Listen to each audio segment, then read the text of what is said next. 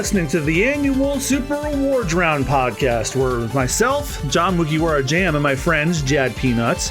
Can I live in your mindset? Because I was so much happier before I ever found out about the Young Bunnies. Rudy Bo Booty. Please just say the word penis. Just please say the word penis instead. Prince Luffy. Sometimes you need to just talk to Godzilla. Godzilla just needs a hug. And Christine. Look at this little freaking bean. All get together and discuss the things we enjoyed and the things we also didn't enjoy in the past year, while we also reward the best and the worst things that come from that year. Sit back, relax, and enjoy the show. All right, we're coming down to the big one. I was very worried about how long this would take, so we decided to break for the next one. So our next category is who is the most villainous of them all. We took villains from pretty much everywhere, but who is the worst of the best of the worst, for lack of a better tagline. So best villain, the nominees are Cassandra Nova from Deadpool and Wolverine, Angstrom Levy from Invincible, Count Luis Squiaburn from Metaphor Refantasio, Sophia Falcone from The Penguin, Shadow the Hedgehog from Sonic 3, Dr. Ivo and Professor Gerald Robotnik from Sonic 3. Where do I have a picture of him in here? D16 slash Megatron from Transformers 1.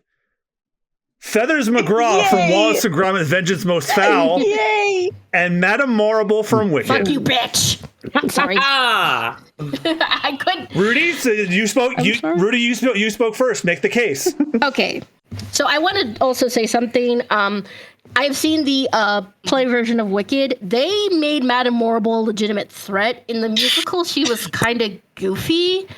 But, like, here's what gets me. So if you... Okay, this is not a spoiler. The movie's been out for a while, and so is the musical. But Elphaba's mother died when giving birth to Nessa Rose, so Elphaba didn't get to really have a relationship with her mom. So it's like when Morrible realizes how talented Elphaba is, she takes her under her wing and treats her like she's the most amazing girl in the entire world. She's so powerful and smart. And she even, like, the way she talks about Elphaba like, just, she's brilliant. Like, when she starts reading the Grimoire and she starts being able to read it, you know, she's, like, in awe. But, like, as soon as Elphaba is like, it's like, wait, hang on. The reason the animals are losing their ability to speak, you're behind it. She turns on her automatically. And then, like, okay, Elphaba's green, and that's a very big source of personal shame to her. Well, Madame Morrible, who apparently has been supporting her this entire time, decides to use that against her and makes an announcement about how her wickedness is shown through her green skin. Fuck you! You awful, horrid bitch! Like, it's just, you know, it's so frustrating because you can tell how much it hurts Elphaba when she hears this. The one person she trusted, the one person who she thought saw Elphaba as a human being, as somebody with this amazing talent, was trying to use her, and now that Elphaba is no longer useful, she is being discarded. I mean, to be fully fair, that is not the only person that Elphaba had, like, trust and idealism into. You could very much make an argument for the wizard, but Madame Morrible is an extension of the wizard. And she's the one with actual power. Yeah. The wizard does not. Yeah. And the thing is Elphaba didn't know the wizard as she knows Morrible. So it just really, really hurts to see, you know. And also, like, the thing is that, I mean, it's pretty obvious, but it's obvious that she's going to go after Glinda now. Like, this woman is just the worst. She is a parasitic liar and manipulator. And you kind of pick up on that in the beginning because of how, like, although she kind of deserves it, the way that she treats Glinda. Mm-hmm. I mean, and she's smart, but, like, you don't know. It's like, you know, Glinda is kind of spoiled, but it's like, is there a reason you're just being such a dick to her? You can't even talk to her like she's a human being.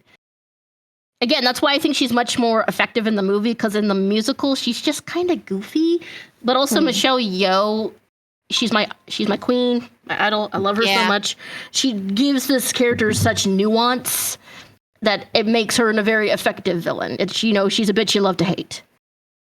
Yeah. Yeah, and I've always said that the true judge of one's character is how you treat people who can do literally nothing for you. And look how quickly she writes off Glinda, and how quickly she writes off someone who could do something for her, but decided, no, I want to end racism instead. Yeah, she's. I mean, at the end of the day, she's all about. It's not her bottom line. She's all about serving her personal ideology and her movement. And she is a status,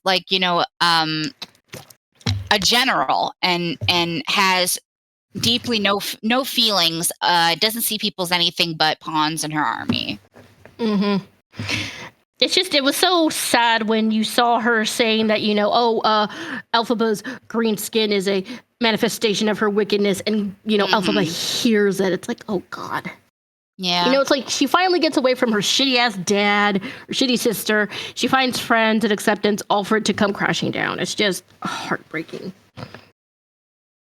I will say this, she will get comeuppance. I'm not going to give a spoiler, but she's going to get it. Dumbass broad, I hate you!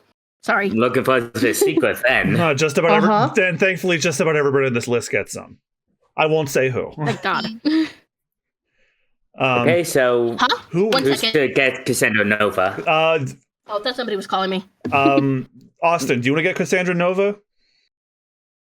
Okay, and funny thing, one artist I follow on Blue Sky, he has a thing for women who give up red flags, and the very first thing he admits that the very first thing he thought of when he saw her was, I swear I can fix her. At least he's honest. She would fuck you up. I mean, not just physically with her psychic powers, but mentally as well. Like, okay, for those who don't know, in an alternate universe, she's the twin sister of Charles Xavier, leader of the X-Men.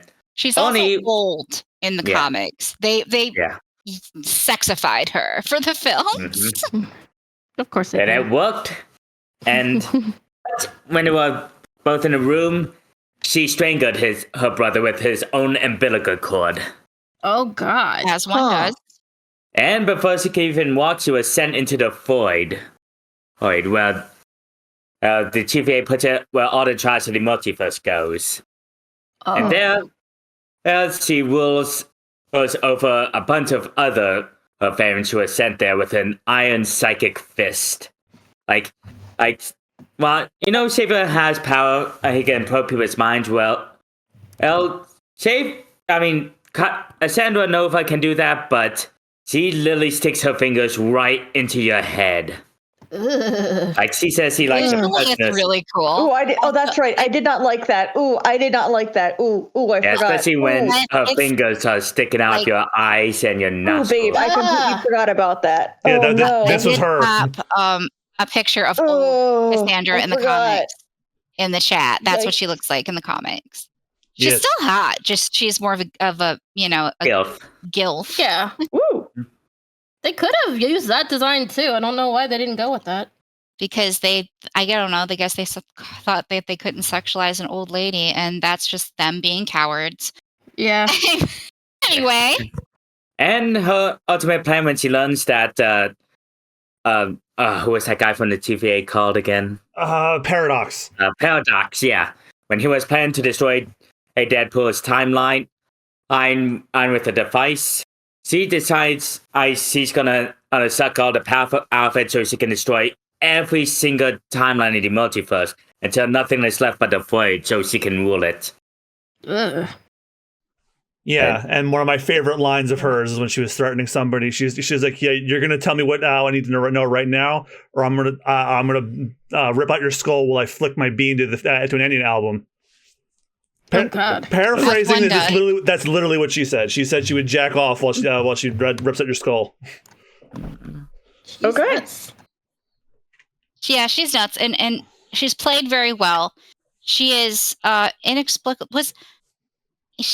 It feels inexplicable. I don't remember Magneto being British. Was he British? He was British because he was played by Ian McKellen. That was the only reason. Being played by a British actor does not necessarily mean anything. No, it does not, because most of the MCU heroes are played by British people. That is also true. act like my boy Buck Buckley is played by a British man. Wait, really? Yeah, and you wouldn't fucking know it. Spider-Man and Daredevil in the MCU are played by British people. That is true. Yeah, I didn't know until like recently that Charlie Cox was British. I'm like, what? Wow. No, when I heard Oliver Stark's actual person voice, like the first time, I was like, "What the fuck?" I didn't know that Hugh Jackman was like Australian until much later. Yeah. Chris Hemsworth, we knew was Australian. The first time I learned that Tom Holland was British was when he did this interview with a bunch of pit bull puppies because they were banned in the UK, and he absolutely loves pit bulls. The one that startled me the most out of I think everyone the first time was Hugh Laurie.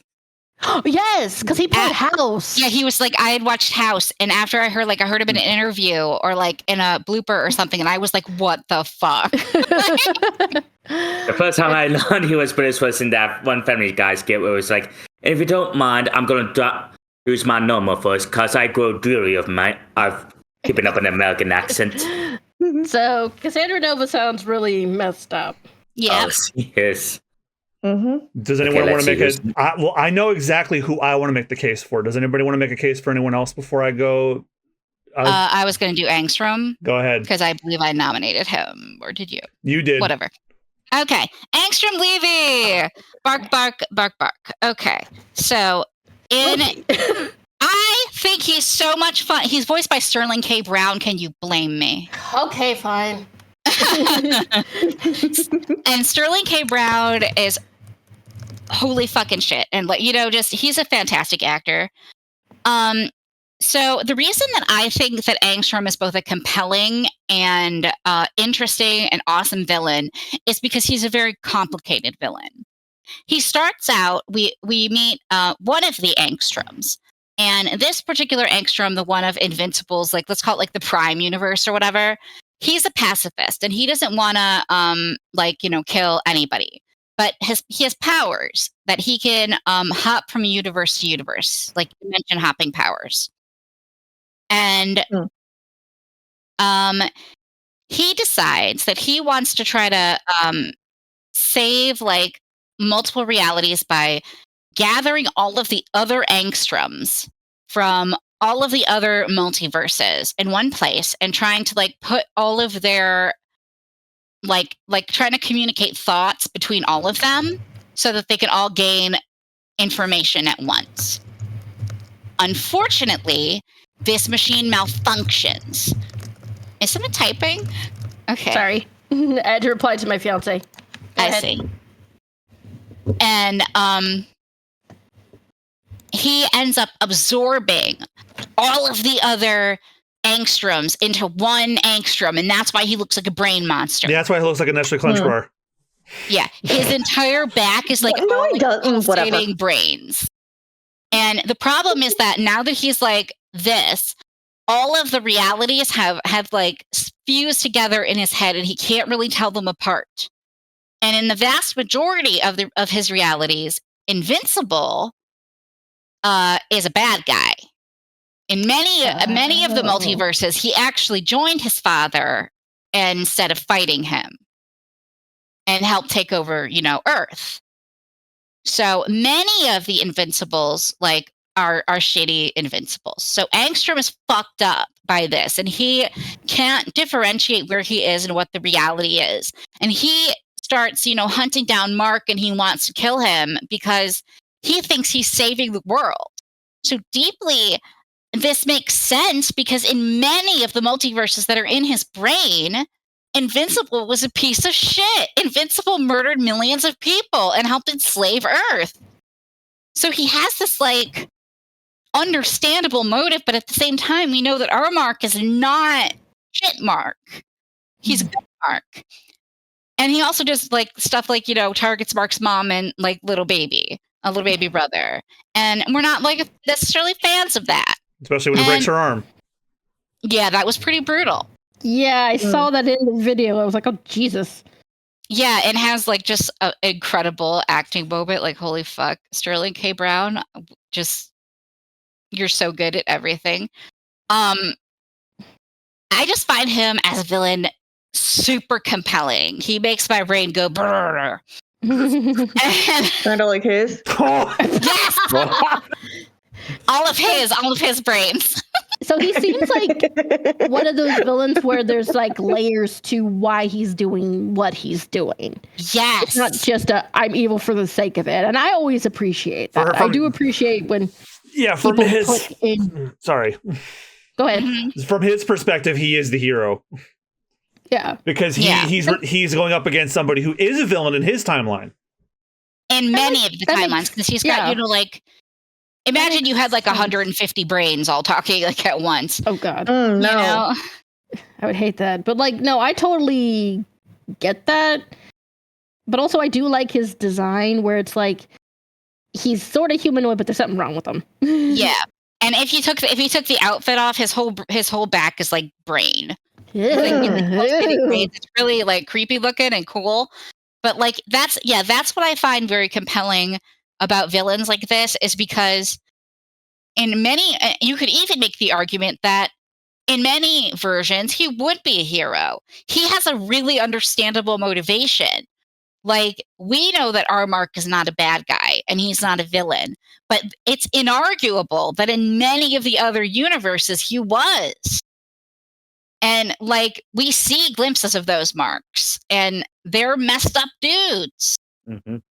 Like the one that when we're introduced to Angstrom, it's in a universe where Mark fights Eve, who is like the redhead Adam Eve, and he like breaks her spine in a way so that she's fully paralyzed. And his dad's oh. So that's why you're practicing that, because he wants to keep her. He wants to keep Eve, but not have her no longer be a threat. That's fucked up. I can see why Angstrom has some issues with it. Didn't mean to take it on out on his mom though. Yeah, because she's a human. Yeah. What is she gonna do? Well, to him, she's also protecting his little brother, who is half Viltrumite, so it's like another possible villain. It's a baby. Yeah, but he is rapidly aging, to be fair. Like, and covered in brain. And no, I meant the baby is rapidly aging. It's aging like very quickly. Oh yeah, he's still messed up. It's just a baby. Oh, what the heck is a baby super messed up. But like, what? He's gonna spit up on you? And you know, Debbie does make the argument like, my Mark is a good, like, you know, didn't do that. I raised him right. Like, you can have all the other issues you want to, but you know, this is the wrong universe for that, bitch. Like, so I don't know. I find his motivation compelling, and I'm interested to see where they go with it. Because I can't remember if he comes back from the dead any more times or not. I don't know. Last I saw, he was turning the pudding. That's true. He was pudding.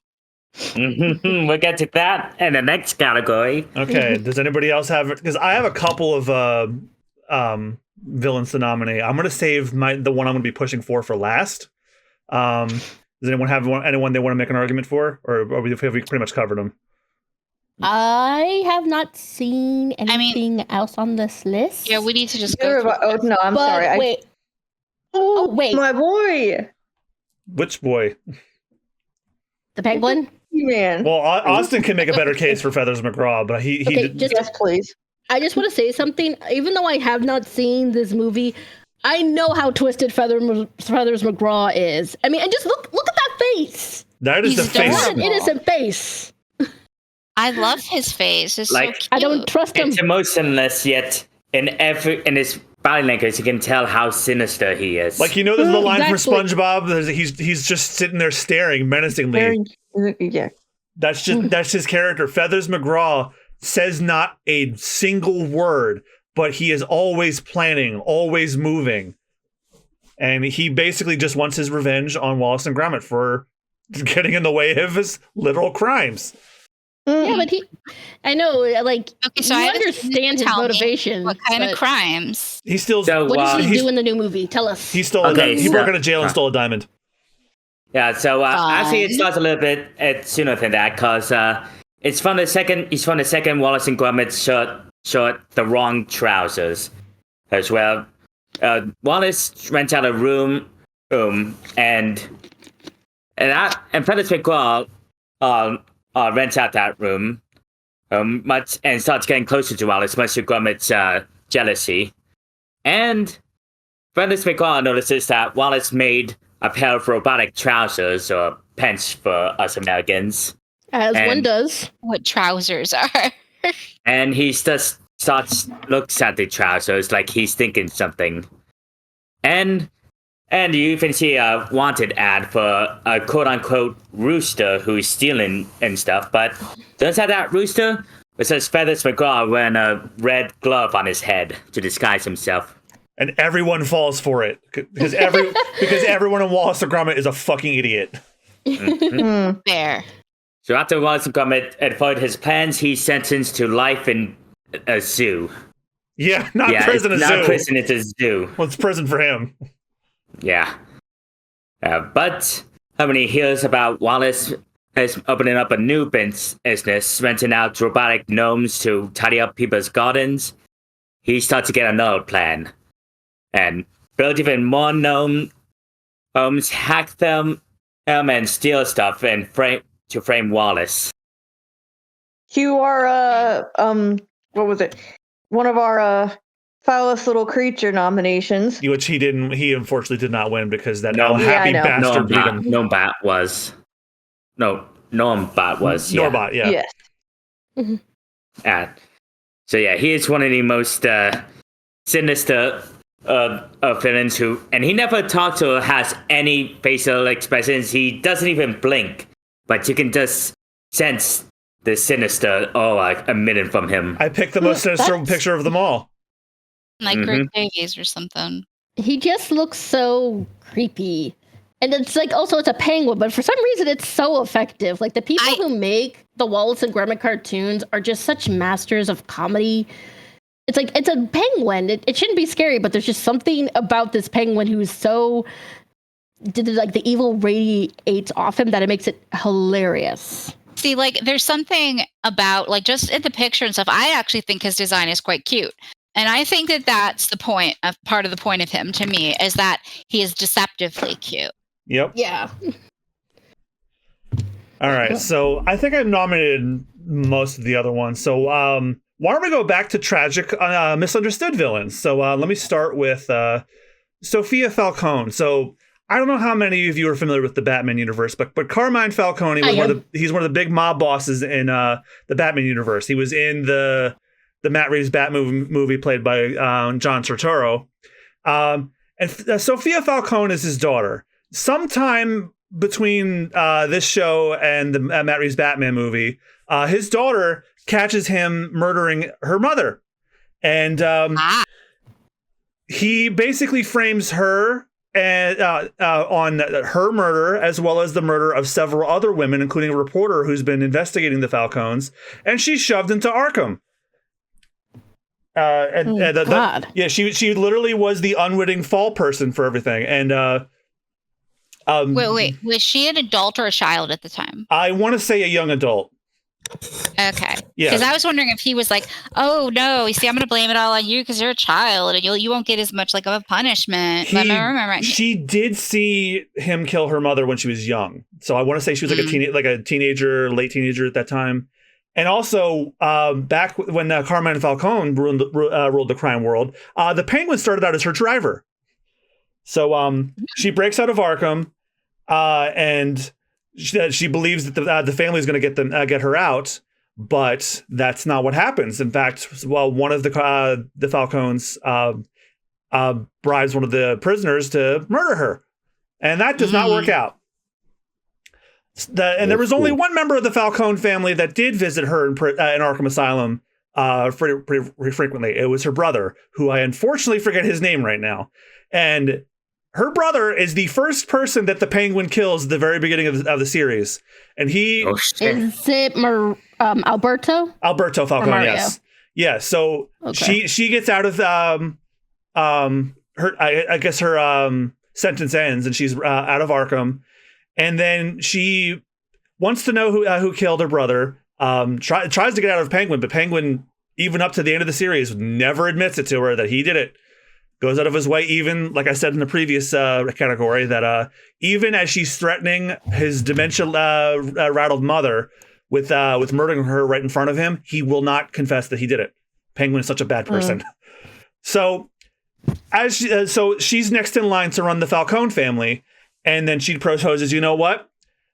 All of you Falcones threw me in prison, blamed me for murder of all those women, and I'm changing the name to Gigante because that was my mother's maiden name, and I hate the Falcones because of what you did to me. And then one of her most loyal confidants argues that this is a bit rash and they should really talk this over. She pulls out a gun and shoots him right there. No. Oh. And Okay.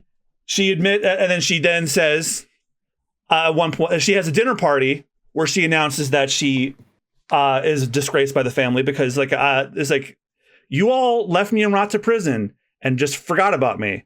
And I haven't forgotten about that. So then what she does is later that night, she takes one of her young cousins who's like, I think 12 or something. And they have like a little sleepover in like the greenhouse outside the Falcone mansion. And I see where this is going. she turns on the carbon monoxide and slaughters them all. Oh my Jeez. God. Oh. Ooh. Smart. Yeah, like this show is like a who is worse than who. And honestly, given Sophia's backstory, I feel the most sorrow for her because she didn't choose the crime life. They threw her into it, and she's just getting revenge, as far as I'm concerned. Yeah. I'm going to say, like, out of all the villains so far, it seems like she has the most, of an excuse. Yeah, it seems a little bit more like a vigilante almost, like a revenge plotline. Can someone this has been bothering me both through this entire like description and just in general. Is Arkham a fucking prison or not? Like, It's an asylum. It's called an asylum, and asylums do not have sentences. You can get out of an I don't asylum know. at any time, depending on So, whether. Yeah, but Gotham's messed up. It's supposed to be an asylum, but they treat it as also a prison. So that's kind of, I think, why you're getting confused. Yep. Because Arkham is like where the worst of the worst go. Even if they're not like legally mentally ill or something, they still get sent to Arkham. Yeah, they fabricated the story that she was like this serial strangler murderer, so that's why they put her in Arkham. The thing about an asylum and why it's not necessarily a good alternative to a prison, even a criminal asylum, is that if you can prove that they think that you're stable enough to get out, they let you out. Mm-hmm. There's no sentence to fulfill. That's kind of the whole point. But I suppose that's how a lot of these people keep just getting back out. Because Yeah. Through that or by force. Yeah, because a lot of incarnations of people running Arkham are pretty fucked up. Yeah. Like this, like in the Arkham games, there's this woman who was actually stalking some of the inmates to kill them. Yeah. I mean, mind you, again, like I said, a criminal asylum is its own thing. Like Andrea Yates is in a criminal asylum. It's like, she was absolutely, insane when what happened. But and she's in a psychiatric facility, but it is a psychiatric facility for criminals. Like that's, yeah. But it's just the sentencing works a bit differently. And that's my confusion, because it's not more secure, Bats. It's not a better plan than sentencing them to an actual prison. Well, it wasn't Pat's idea for them to reopen Arkham Asylum. Yeah, I think it also depends again, because there's I think there's also a prison in Gotham, Blackgate or Blackwell or Blackgate. something. Yeah. And the thing is when Batman is, written well and is, he'll be like, okay, this person belongs in Blackgate, this person belongs in Arkham. Because, not only is it the Falcones in the Batman universe, there's Rupert Thorne. Rupert's not crazy. He's just a mafia boss. Yeah, so, those people he'll be like, they belong in prison. It's more of a problem with the system. Part of the confusion too. He gets to make those decisions and not do you think does he go and testify in court? I just that would be so fucking funny. Part of the confusion too in the Arkham games is that the Blackgate prisoners are in Arkham Asylum, but they explain that there was a arson and they transferred over there for safekeeping. But that was a little ploy because Joker started that fire. Okay, so All right, so going down the list of more tragic villains, Shadow the Hedgehog. Shadow. So wait. I just got a question. Isn't he more like of an anti-hero? I wouldn't call him a villain at all. Well, That's he's what I was not gonna counted as a say. villain. Well, he was marketed as one, so we might as well count him at least. But he is another one of those tragic villains. So Shadow the Hedgehog, if you're not familiar, is one of the most well-written characters in the Sonic universe because he has a fleshed-out backstory. And if you're not familiar with it, he's basically the ultimate life form, or as he was designated by the people that discovered him. And in the games, Dr. Robotnik's grandfather was studying him to try and find a cure for his granddaughter's illness. They didn't really use that in the movie, but overall, the overall backstory is the same. Shadow wants revenge on the world because Gun, the military in the Sonic universe, got caught wind of Robotnik's experiments, Gerald Robotnik's, and in the scuffle, they inadvertently murdered Maria. And he wants revenge on that, and they threw him in a tube for 50 years. Although in the Sonic games, she was deliberately murdered. Quick sidebar, quick clarification. I always thought that Gun was more like the FBI or the CIA, which are kind of military adjacent, but they're not really the military. In the movies, they made them the military. Yeah, they changed. I actually still kind of got. Yeah, they changed how they operate in the movie. Like they're supposed to be like an army against anything they detect as alien threats. Yep. Okay, so I'm just gonna say this. I kind of I understand. Again, it's a lot like with Sophia Falcone.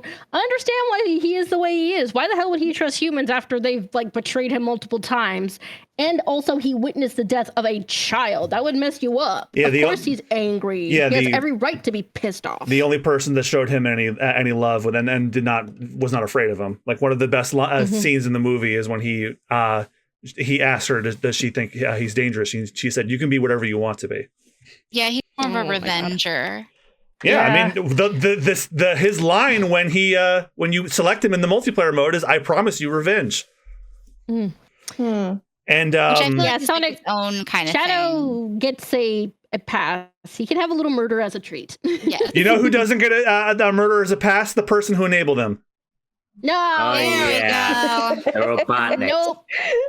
Because his goddamn pants up to his nipples. So we already found how egotistical the Robotniks are and the chemistry, but Joe Robotnik, very extra manipulative. And this is getting to spoilers, by the way, because that's fine. Girl, I've seen the games. Come on, I've watched you guys play the games. I'm good. We've spoiled plenty in this. Yeah, the movie made one significant change to Gerald Robotnik. In the games, Gerald Robotnik is already dead, and you find out about his plan for world annihilation after it was already filmed before they killed him by firing squad.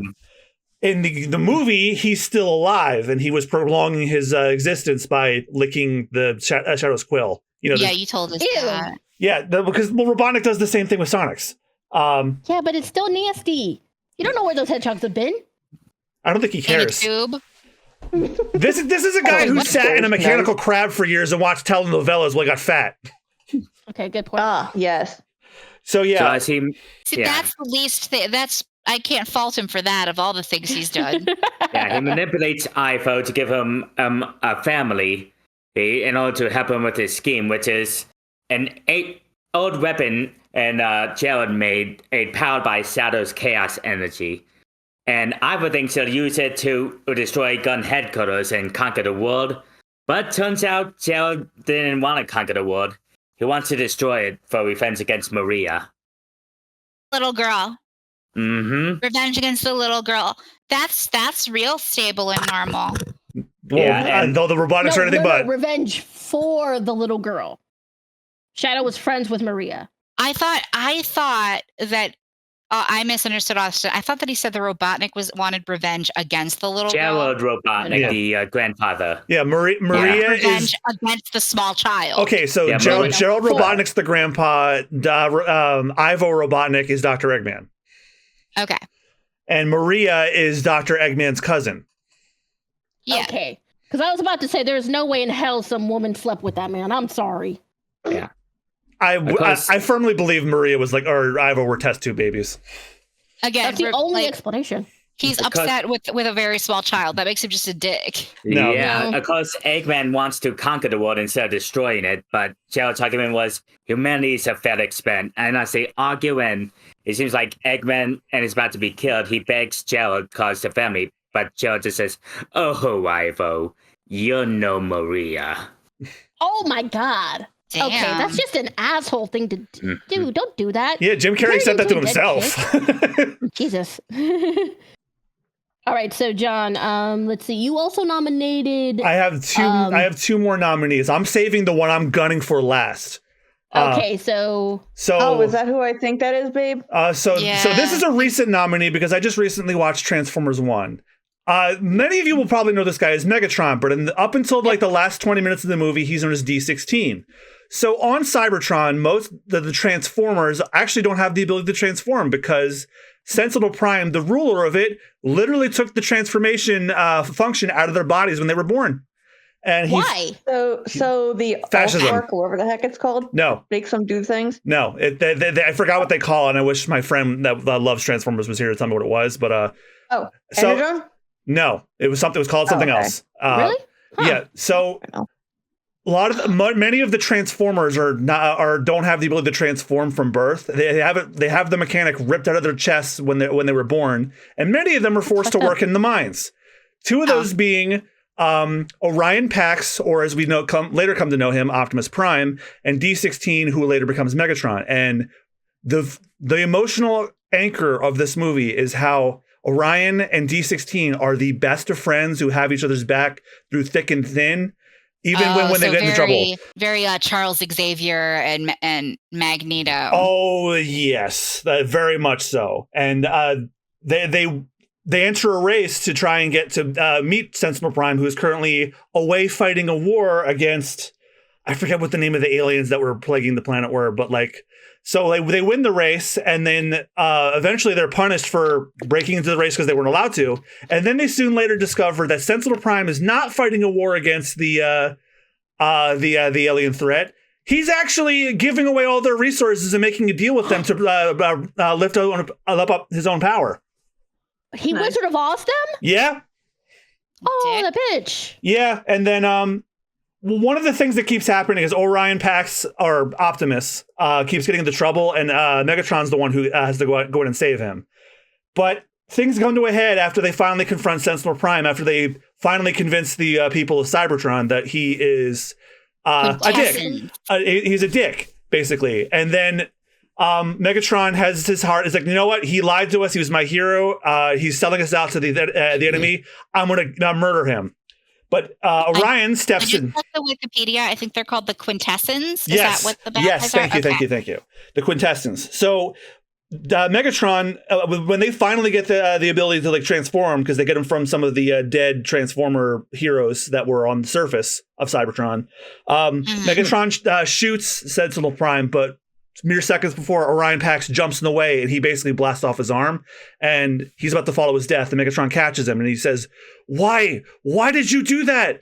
And he said, no, we have to be better than this. But then this is where Megatron becomes Megatron. He said, you know what? I'm done saving you. And he drops him. And then he immediately turns around, grabs Sensible Prime, who he just beat up, picks him up, and rips him in fucking half with his bare hands. I saw that I'm scene. kind of with Megatron on this. Yeah, me too. So yeah, another understandable villain for the pile. And for my final nominee, the only thing I understand about this guy is he is a fucking dick. There's also Please tell me this always is who I just, think like this a is. certain tragedy to these two were best friends and now they're Mhm. enemies for life and stuff. Yeah, what makes it work is, even as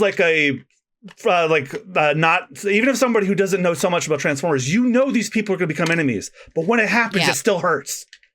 Yeah. So I'm done defending tragic villains. My final villain, who I'm going to be gunning for the most, the only thing I understand about him is he's a fucking dick. Count Luis Guillaburn Yes. from Metaforia Fantasio. I would argue is one of the best villains in a video game in a very long time. Certainly one of the best that Atlas has put out. Count Zoom in, Luis show Guillaburn. me his face. He is. Luffy. He radiates. John, zoom in a bit. Zoom in. I'm trying. It's a big. Oh, it's not letting me do it. Oh, that's Okay. good. But he radiates Chaz Aznable from a Gundam energy. The first thing you learn about him, he murders the king. Before you even get to the press start menu, you see him murder the king.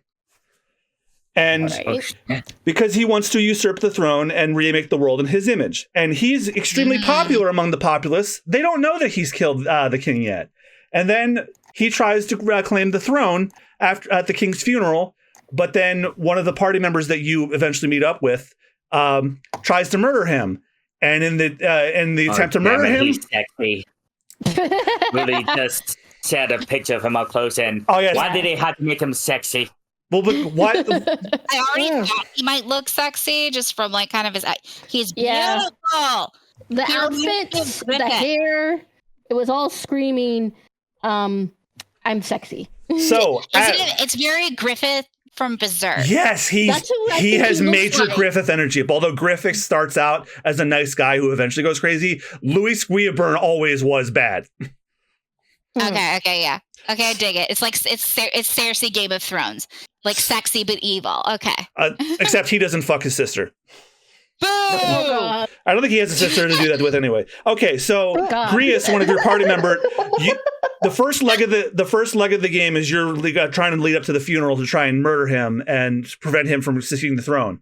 But as one of your party members is about to do that, he's mere seconds away from striking him down with his blade. But then all of a sudden, a string of chains bind him. And I'm like, oh no, does Luis have like incredible magic power? No, apparently the king cast a spell before he died.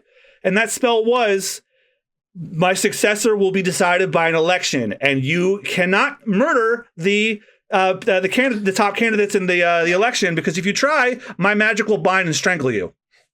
Oh my gosh. So the king managed to give him like a final fuck you before he died? That's actually pretty cool. Yeah, and here's the crazy thing. Luis doesn't even enter the tournament right away. He has some of his flunkies run for him, but he acts like he already owns the place, because in the very first dungeon, which is the cathedral that the king runs, he found all of the paintings of the previous kings and ordered his men to rip them up and punch holes in them, and then put up his portrait right up there. Damn. Keep in mind, too, the people love this guy because he's capable of he's one of the only people that is known to be able to take down the humans, which are in that universe, the monsters that keep plaguing towns. Reasonably, he could have just run himself and not have to like go through all this and kill all the other candidates. He probably would have won by popular vote anyway. Well, he was actually when the tournament starts, he's actually in second place. The one that's in first place is the leader of the state religion, Sanctifex Forden. I see. So he's playing the long game here, but he has one of his some of his lackeys join the race, and then we're deceiving him to try and get into the tournament. Because the other thing that this guy did was, the main point behind Metaphor Fantasio is you're entering the tournament to give the heir to the rightful throne, the prince, the throne, because Luis nearly killed the rightful heir to the throne as well, but a mage stopped him from dying, but he apparently had a curse placed on him, and the only way to break the curse is to kill the caster, which they believe is Luis. And to add further salt to the wound with Luis eventually does enter the tournament. And what I think was one of the strongest indicators that this guy is an absolute dick for no reason. So one of your party members, Stroll, is a noble from a country town, and his entire family and town was wiped out by a human.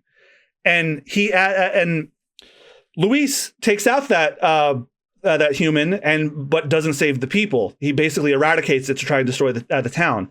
Stroll, at a soiree party that Luis is holding after you convince him that you're actually joining his side for the tournament, he confronts me. He's like, "So, do you remember a town called Holly?" I was like, "Oh, yes, I do." It's like, "My family and entire village were burned to the ground by the human menace. Was it on your orders to not save the people?" It's like, "Yes, that was my decision." It's like, "Why?" It's like, "I didn't have to kill your people. I just wanted the world to understand the human threat." And I thought, your town was a little out of nowhere. No one really needed to die. I just needed to prove to the people that the humans were a threat. Luis is such a bad person. He is. But Jesus. he, at the same time, he is charismatic and fucking hot. Damn him for being charismatic and hot. What is it? The it's like when SpongeBob, when Squidward tries to imagine Squilliam. Like, Oh no! they get, Oh, no, he's hot. yeah, No, don't make me make that edit. Do it. I'm gonna have to now. All right. Well, after what, a half hour? No, 45 minutes of deliberation. It's time to vote. Who wants to go first? Oh my god, is that how long we bitched about? Holy shit. This was a long category. This is why I Why got. do you think? This is why why I do you got rid of think the it takes worst so villain long? category because I knew we would take forever. Yeah, that would take Okay, way too okay. long. I'm glad you got rid of that category. All right, let's do it. Luffy sounds like they want to go first, so Oh, okay, cool. All right, Angstrom.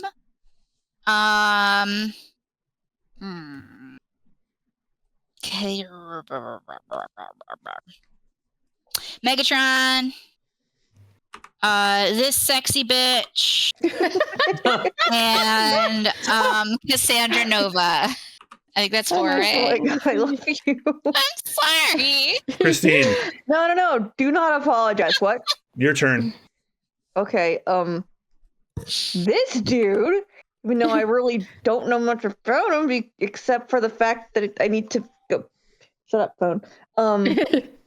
Sorry, my phone just had a notification.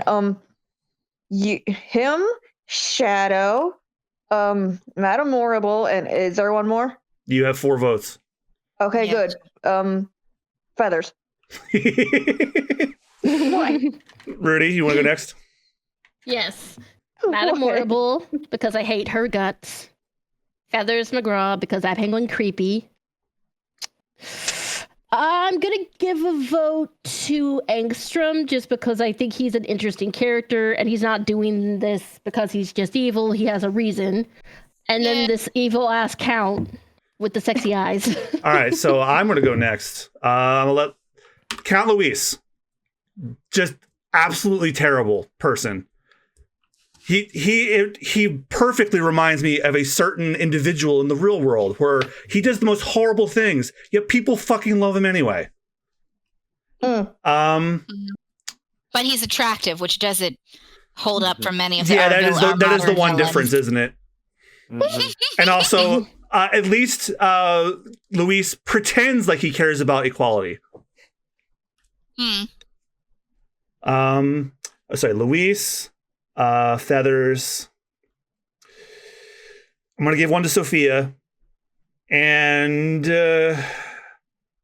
Megatron. All right, Austin, you're the final vote. Okay, so I'm voting for Feathers, the Robotniks, Cassandra, and I haven't played Metaphor, but that count. Yeah. He makes my gut sick, but my booty hole clenched, so I'm voting for him.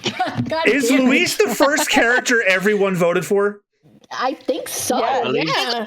Like, oh, this bitch hot and evil. 1, 2, 3, 4, 5. Yeah, we all voted for him. So Yep. the best villain of 2024 for the Super Bonus Round award ceremony is Count Luis Guillaburn from Metaphor Fantasio.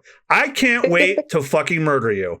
Unfortunately, What happens when you vote I for can't wait to be Canada's there. people? Yeah. unfortunately, the King's Magic currently does not allow me to do that because you're too popular. Yeah, so like it's and the other thing I forgot to mention is like you're able to keep track of who the top candidates are because the king turned himself into a giant rock formation in the sky, and in one of his eyes you can see the faces of the top candidates, and as the polls and the people's minds change, it does form based on people's opinions. And at a certain point in the wow. story, you are one of the top candidates, and I actually just got to this last night. This is really funny. One of Luis's lackeys discovers what you're onto, and he tries to murder you. But the king's magic protects you and kills him. Oh wow. Okay, so congratulations to Count Luis. It's the only award I think you deserve. All right, so that was our final character category. We are now going into scene type categories. And our first was one that Luffy presented, so I'm going to let them do this one. So remember, keep in mind, this is going to be spoiler territory. Some of these we've already spoiled. But as in you want me to read the categories first? Yeah. Okay. Craziest character death. First, every victim of the soul sucking in Beetlejuice. Oh, yeah, you gotta open the thing, John. Oh, I don't have one for that because we did a video for it. So. All right. Okay. 2, Johnny Storm, aka the Human Torch, and Deadpool and Wolverine.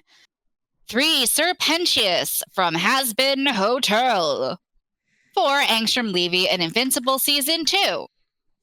Dwight Mendez from Like a Dragon, Infinite Wealth. Is it Grius or Grius? Grius. Grius, as he is slaughtered by Luis at the King's funeral and Metaphor Me Fantasio. Bill Nye the Science Guy and Smiling Friends. Professor Gerald Robotnik and Sonic the Hedgehog 3. And D16/Megatron rips Sentinel Prime in half in Transformers 1. And finally, the infamous shower scene in Terrifier 3. The only scene I refuse to watch. Link a video too. I refuse to watch it again. We can walk through that. All right, who nominated the first one? We'll just go in order. All right, I want to defend this one. So the villain in Beetlejuice, who was originally my nominee for worst villain before we got rid of that category. How she kills people is she literally sucks out their soul by literally sucking it out of them. Opens her mouth and inhales, and their soul comes out. And every victim of the soul sucking turns into a Looney Tunes accordion. I love it. It's pretty brutal looking. Don't have much else to say than that I nominated everybody that died to it. But that's the thing. I think the reason it also is kind of crazy is that these characters haven't done anything to her. She's looking for Beetlejuice. She kills Danny DeVito first. Yeah, I loved it. It reminded me so much of the deaths in like Roger Rabbit. Yeah. I thought it was great. They just look like floppy skin suits afterwards, like rubber chickens that have been deflated. Yep. All right, so who wants to talk about what happened to poor Johnny Storm in Deadpool and Wolverine? Yeah, I got that. So in the film, as Deadpool, Wolverine, and Johnny Storm are brought in after by Cassandra's followers, Deadpool thought saying that Johnny Storm was talking shit about her along the way. There's a lot of lewd and expletive stuff Johnny Storm wants to do to her, how much he hates her, and Johnny Storm keeps denying it and all this, but with the wave of a hand, all of his Johnny Storm skins and dust gets peeled right off instantly. And then he falls into a pile of meat and bones. Bones and viscera. Yeah, it's brutal and very sudden. And it was instantaneous, and I enjoyed that it was instantaneous, and he just squished like a bag of meat. That was fun. And Deadpool's excuse was that Chris Evans and salary was eating up the budget. And the funniest thing about the after credit scene of that movie was it was dedicated entirely to Deadpool proving on video that, yes, Johnny Storm did say all those things. Yep, he did. He talked all that shit. Yeah, he ends the scene with, "Gotcha, fucker." Okay, let's see what's next on the list. Sir Pentious. Oh, yeah, I nominated this one. Sir Pentious from Has Been Hotel. Now, this one is a little bit more tame compared to the other ones. This is one I got a chuckle out of this one. Yeah, because as everyone at the hotel is defending themselves against Adam and his army of exterminators, so Pretentious decides to make the ultimate sacrifice. Did you forget my extra craziest death? I don't see it on here. Sorry, go ahead. So as Pretentious leaves, he tells Cherry Bomb, "I love you," and kisses her. And him and his egg minions and step forth in a newly constructed blimp he has that's armed with a weapon. But right before he fires it, Adam just turns around and blasts it. Instantly, it disintegrated the blimp and everyone inside, including Sir Pentious. He hit the undo button on him.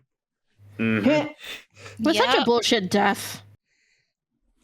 I have no Well, context. I have no context no. behind it, but it was funny. It's like, boop. Well, I have no context either, but well, it was funny. It wasn't entirely pointless because it turns out Sir Potentius arrives in heaven, proving that sinners can be redeemed and enter heaven.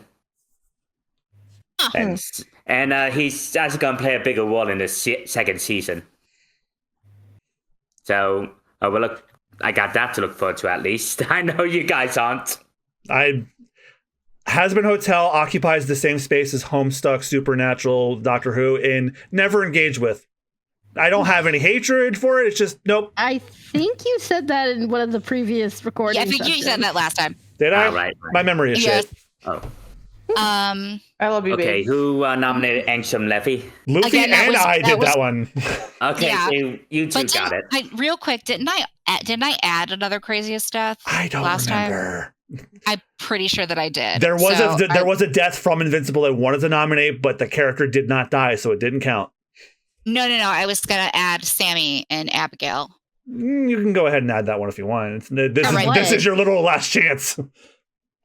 From Abigail, but first we're gonna talk about Angstrom Levy. Okay, so Angstrom's death is pretty wild.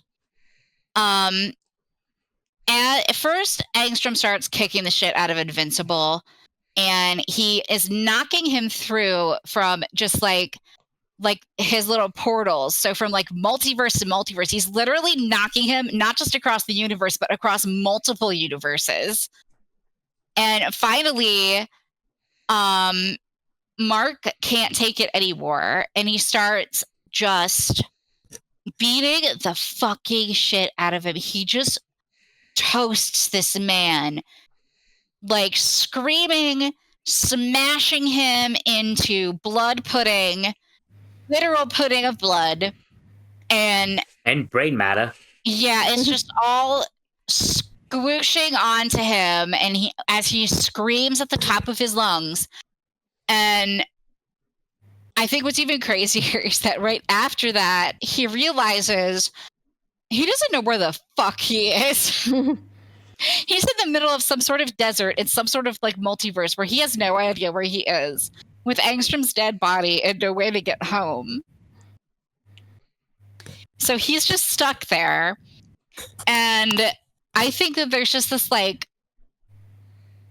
the craziest part, like to me, is the fact that like after he really loses his shit and he comes back into himself and he realizes, oh fuck, Yeah. I'm kind of screwed now. Yeah, Yeah. The most iconic, like before I even watched Invisible, I remember seeing like in a meme response, like that the panel from the comic where Mark is just covered in blood and he just looks at his hands and goes, I thought you were stronger. Yeah, he's like really it's his first real kill in the series as well, mind you. His first like direct act, like he's fought a lot of people, but unlike his dad at that point, he does not really have like a body count. And so this is like the first real death that he has on his hands, and it's very much on his hands. It was intimate. It was from a place not of necessarily even like saving people, pushing them out of the way. It came from a place of where you could tell it was just his own anger, his own going off leash. And like minor spoilers, but like right after that, like he's there for like a little bit, and then like future versions of Eve and like Rex and other, of his friends pop up and are basically like, hey, we like spent the next like 50 years or whatever in our universe putting together and figuring this out, this multiverse thing. We're going to send you back to your time in our own universe. And then Eve, of course, has to cap it off with, by the way, I was always in love with you, just so you know. Thanks, Eve. Yeah, Thanks, babe. it's exactly what I wanted to hear after I turned my mortal enemy into jelly. Yeah. I mean, like, but to her, it's been like 50 plus years, and it Mark's the one who got away. And honestly, of course, for anyone who's read the comics, we know that they're endgame. So it's like, that's just really setting that up. Okay. The next person. Me and John can do Dwight Menendez together. Dwight Mendez, who famously in the English version is voiced by Danny Trejo. Yay! So Sorry, I love Danny Trejo. He's great. Oh, me too. yeah, he really brings it to this one. Oh, he was fun as this character. Unfortunately, his character is kind of a joke. Because in their first encounter, Eric Tomizawa, remember Dwight is the one who framed him for that murder. In the first encounter, Tomizawa takes his machete. Yes, he has machetes because Danny Trejo, and he threatens him. He threatens to kill him, and is about to threatens to cut off his balls, but he stabs the midsection, near the midsection of his legs, and he pieces himself. And then Tomizawa puts that picture out on the internet for everyone to laugh at him. Or no, I'm sorry. He says, "Mess with me again." This photo goes out to social media. Oh God. And then Dwight Mendez comes back later as they're heading to Nelly Island to confront Bryce Fairchild, the real villain of the game. And he captures them on a ship bound for Nelly Island and summons a giant shark to kill them. Yes. You fight a giant shark This clip got me 3 laughing. times the size of this boat. And you literally have a JRPG battle against a shark. And you beat it. Love that. And then Dwight Mendez tries to get away from his consequences, but the shark eats him. Yeah, one of the guys says, relax. No one told him, warned him about having bright lights on a ship at night. Yeah, because he had his headlights on his jet ski. He was trying to get away on. So there's don't tell him. No one told him that he shouldn't have done that. And then you just see off screen, and that's it. Yep. James Gunn always said It's an effective death. James Gunn once said, "If you want to make something really funny, put it further away." Okay, so Christine and I can actually do this one because we saw this one. So I actually described this already, believe it or not. So remember, Grius was one of your party members who also obtains the power of the archetype, and he concocts the plan to murder Luis at the king's funeral. That plan fails because no one yet knew about the king's magic to prevent candidates in the election that he starts from happening. But the king's magic is not what kills Grius. And then he's bound by it, and he's about to be choked by it. But Luis has to get one more in. I forget what he says, but he goes up to him, and he slits his throat. And the blood spills on the coffin of the dead king. R.I.P., babe. We painted your coffin for you.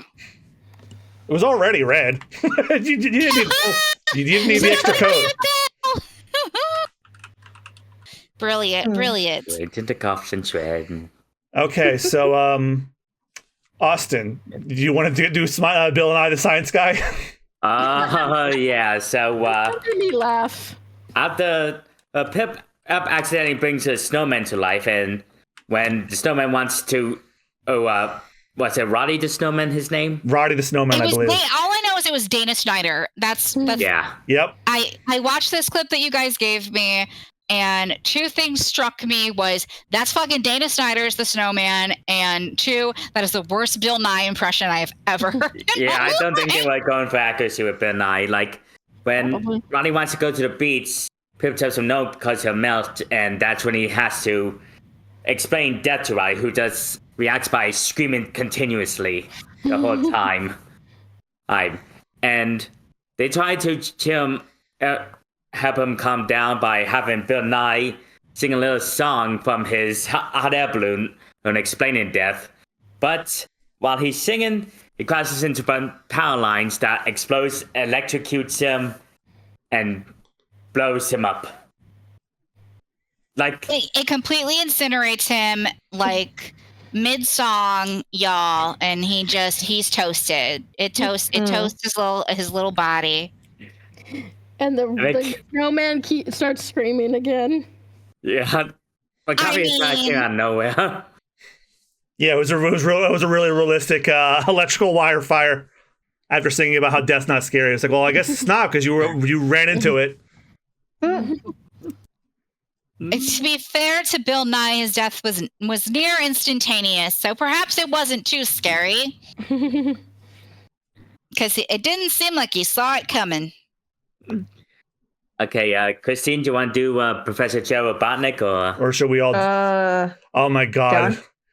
So Gerald Robotnik's death. One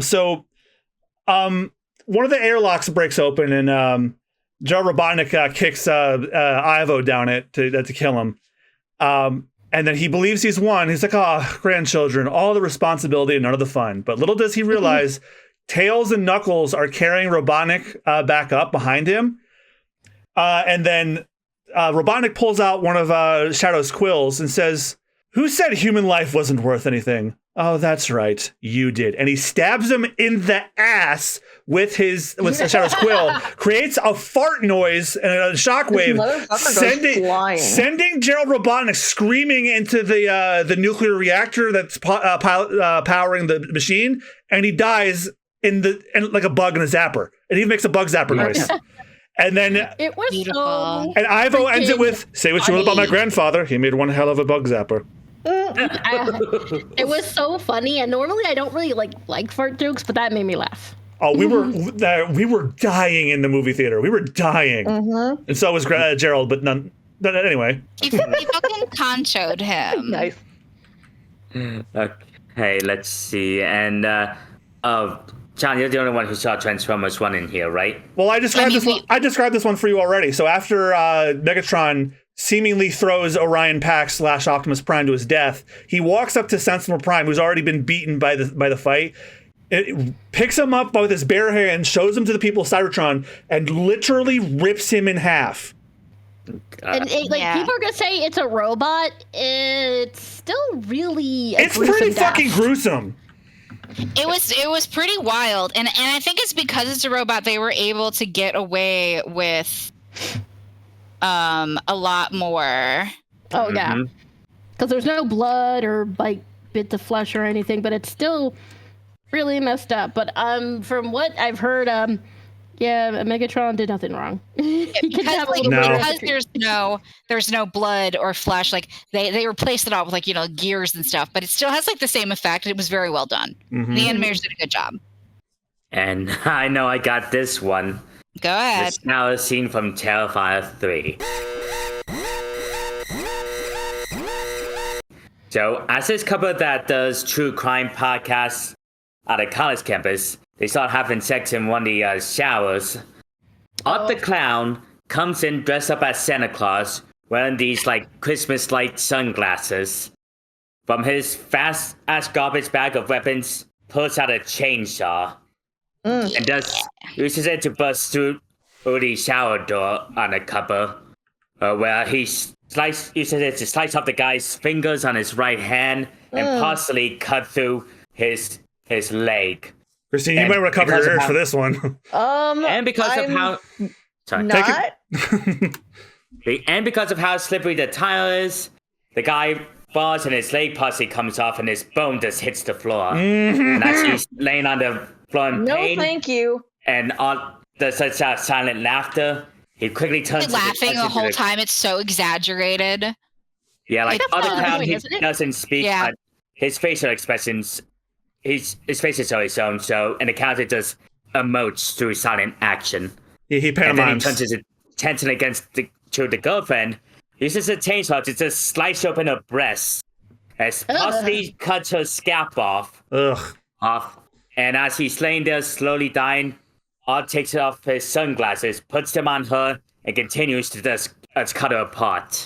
Mind you, when he puts his sunglasses on her at this point, she's her face is really is cut up, and it's done all the stuff in Terrifier is done with practical effects. Yep. For the most part. So it is waxy makeup stuff falling off of her. It's very clearly whatever was felt at the butcher shop. I don't know how to explain Terrifier is it borders where it's amazing practical effects that look very realistic and practical effects that look fake because they're so exaggerated and silly. And managed to write that line. And I'm not even done yet because the guy is slowly trying to call away from Art the Clown, but Art grabs his ankle of the leg he sawed off, yanks it off, yanking his leg clean off. Then he he gets his chainsaw again and just shoves it up the guy's ass, cutting through him lengthwise, lifts him on his back, and then takes the chainsaw to his genitals so you can see his dick and balls coming right off. Jesus Christ. And he continues. Fish pops that man. And by the end, after he butchers them, the shower room floor is just as covered in blood. Arthur Clown lays on his back on the red tiles and starts making a snow angel in their blood. What a sick fuck. I will never watch this movie. I never will either, don't worry. Okay, I will never watch it. No, I last don't. one. Here's my dark horse candidate because I needed to add her because I love her. Okay. I want to help Luffy with this one because I loved Abigail. It is basically the story of these people like, hey, we're going to get hired to like kidnap some girl. It turns out the girl is the daughter of Dracula and she is insane and crazy and scary and it's amazing. Basically, she orchestrates the kidnapping herself, locks them all in. It's a case of, I'm not locked in here with you. You're locked in here with me. And she's, this perpetual 12-year-old girl, and she's like chasing down all of these mooks who we learn as we're going along. She feels all betrayed her father somehow.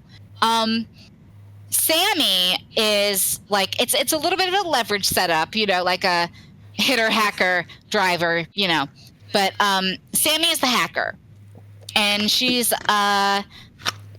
this like rich blonde girl who is, as all hackers are in like media, is alternative looking and tattoos, fishnets, blah blah blah.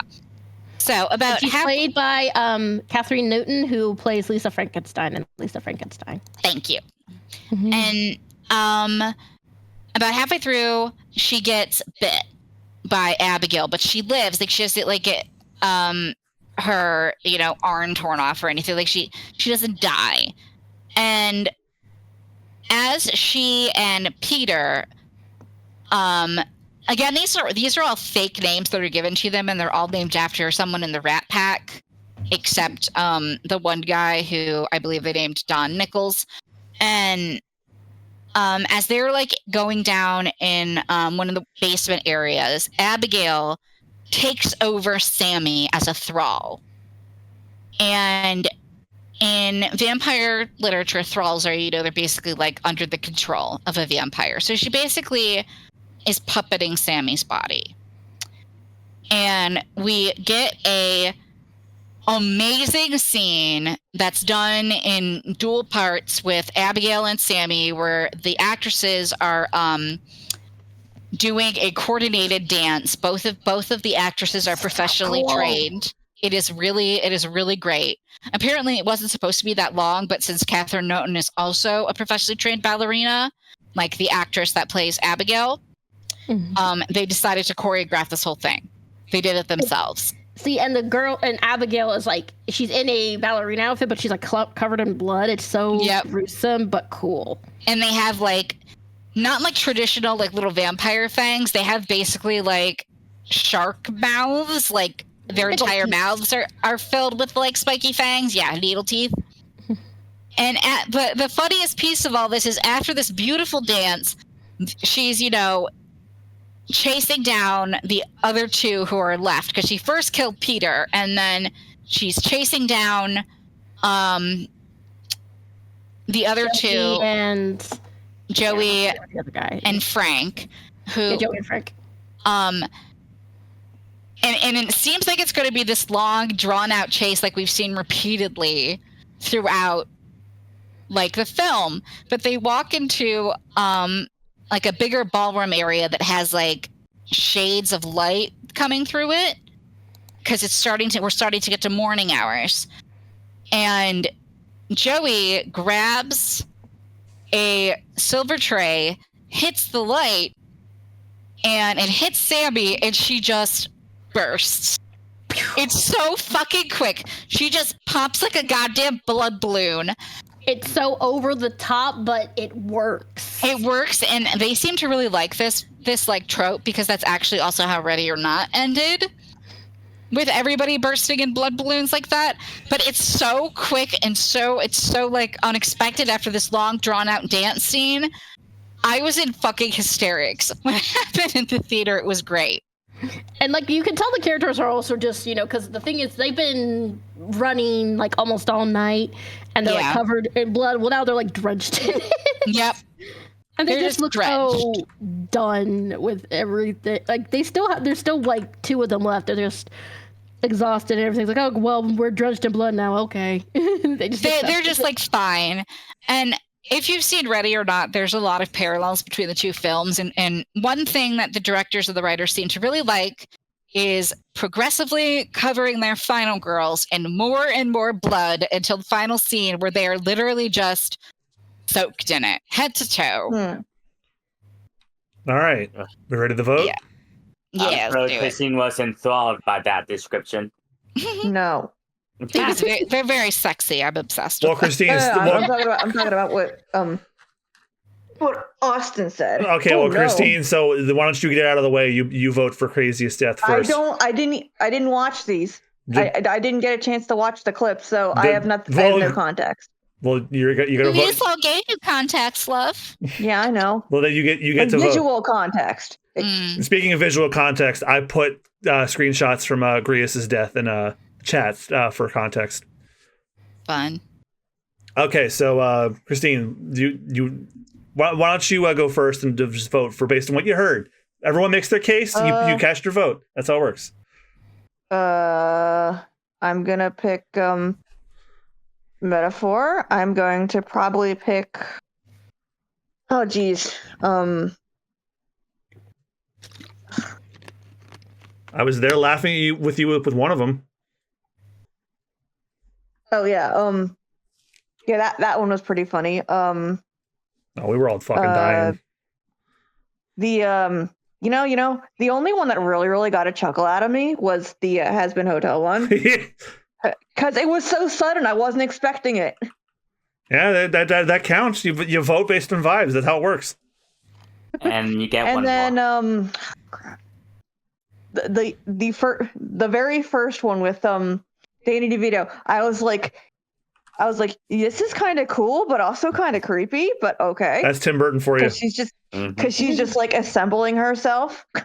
She gave Danny. She gave Danny DeVito the sucky of his afterlife. All right, who wants to go next? I will. The child scene from Terrifier 3. Bill Nye from Smiling Friends. Gerald Robotnik in Sonic 3. And Johnny Storm. Oh crap! I forgot about that one. Ah well. Well, you were repulsed by that one when we watched that Thanksgiving. Okay, so who's next? I'll go next. I'll go. Go ahead. Shower scene, the one that I refused to watch. The Abigail one sounds pretty damn funny. So, just based on the description, I'm like, I gotta see this, but the description is kind of sending me a little bit. Grievous, not because I loved Grievous, don't get me wrong, but Grievous' death set up an important plot structure that no one saw coming. Not like he failed to kill Luis, not because Luis saw it coming, but because the king set up the whole election thing. So it was just a shitty coincidence that he died. So Robotnik, the shower scene, Grievous, and Angstrom Levy. All right. Okay, Leafy, you want to go next? Sure. Okay. Sammy, Abigail, Angstrom Levy, the shower scene, and Johnny Storm. All right, that leaves Rudy. This one was hard for me, actually. Megatron ripping Sentinel Prime in half. Robotnik. Gonna say Sammy and Abigail and Grievous. That's everyone gone? Yeah, I think so. So it's a 3-way tie. Oh, okay. No. I got it. Who is it? I got it. between the shower scene, Oh God. slaughtered by Lewis and Sammy. Yes. All right.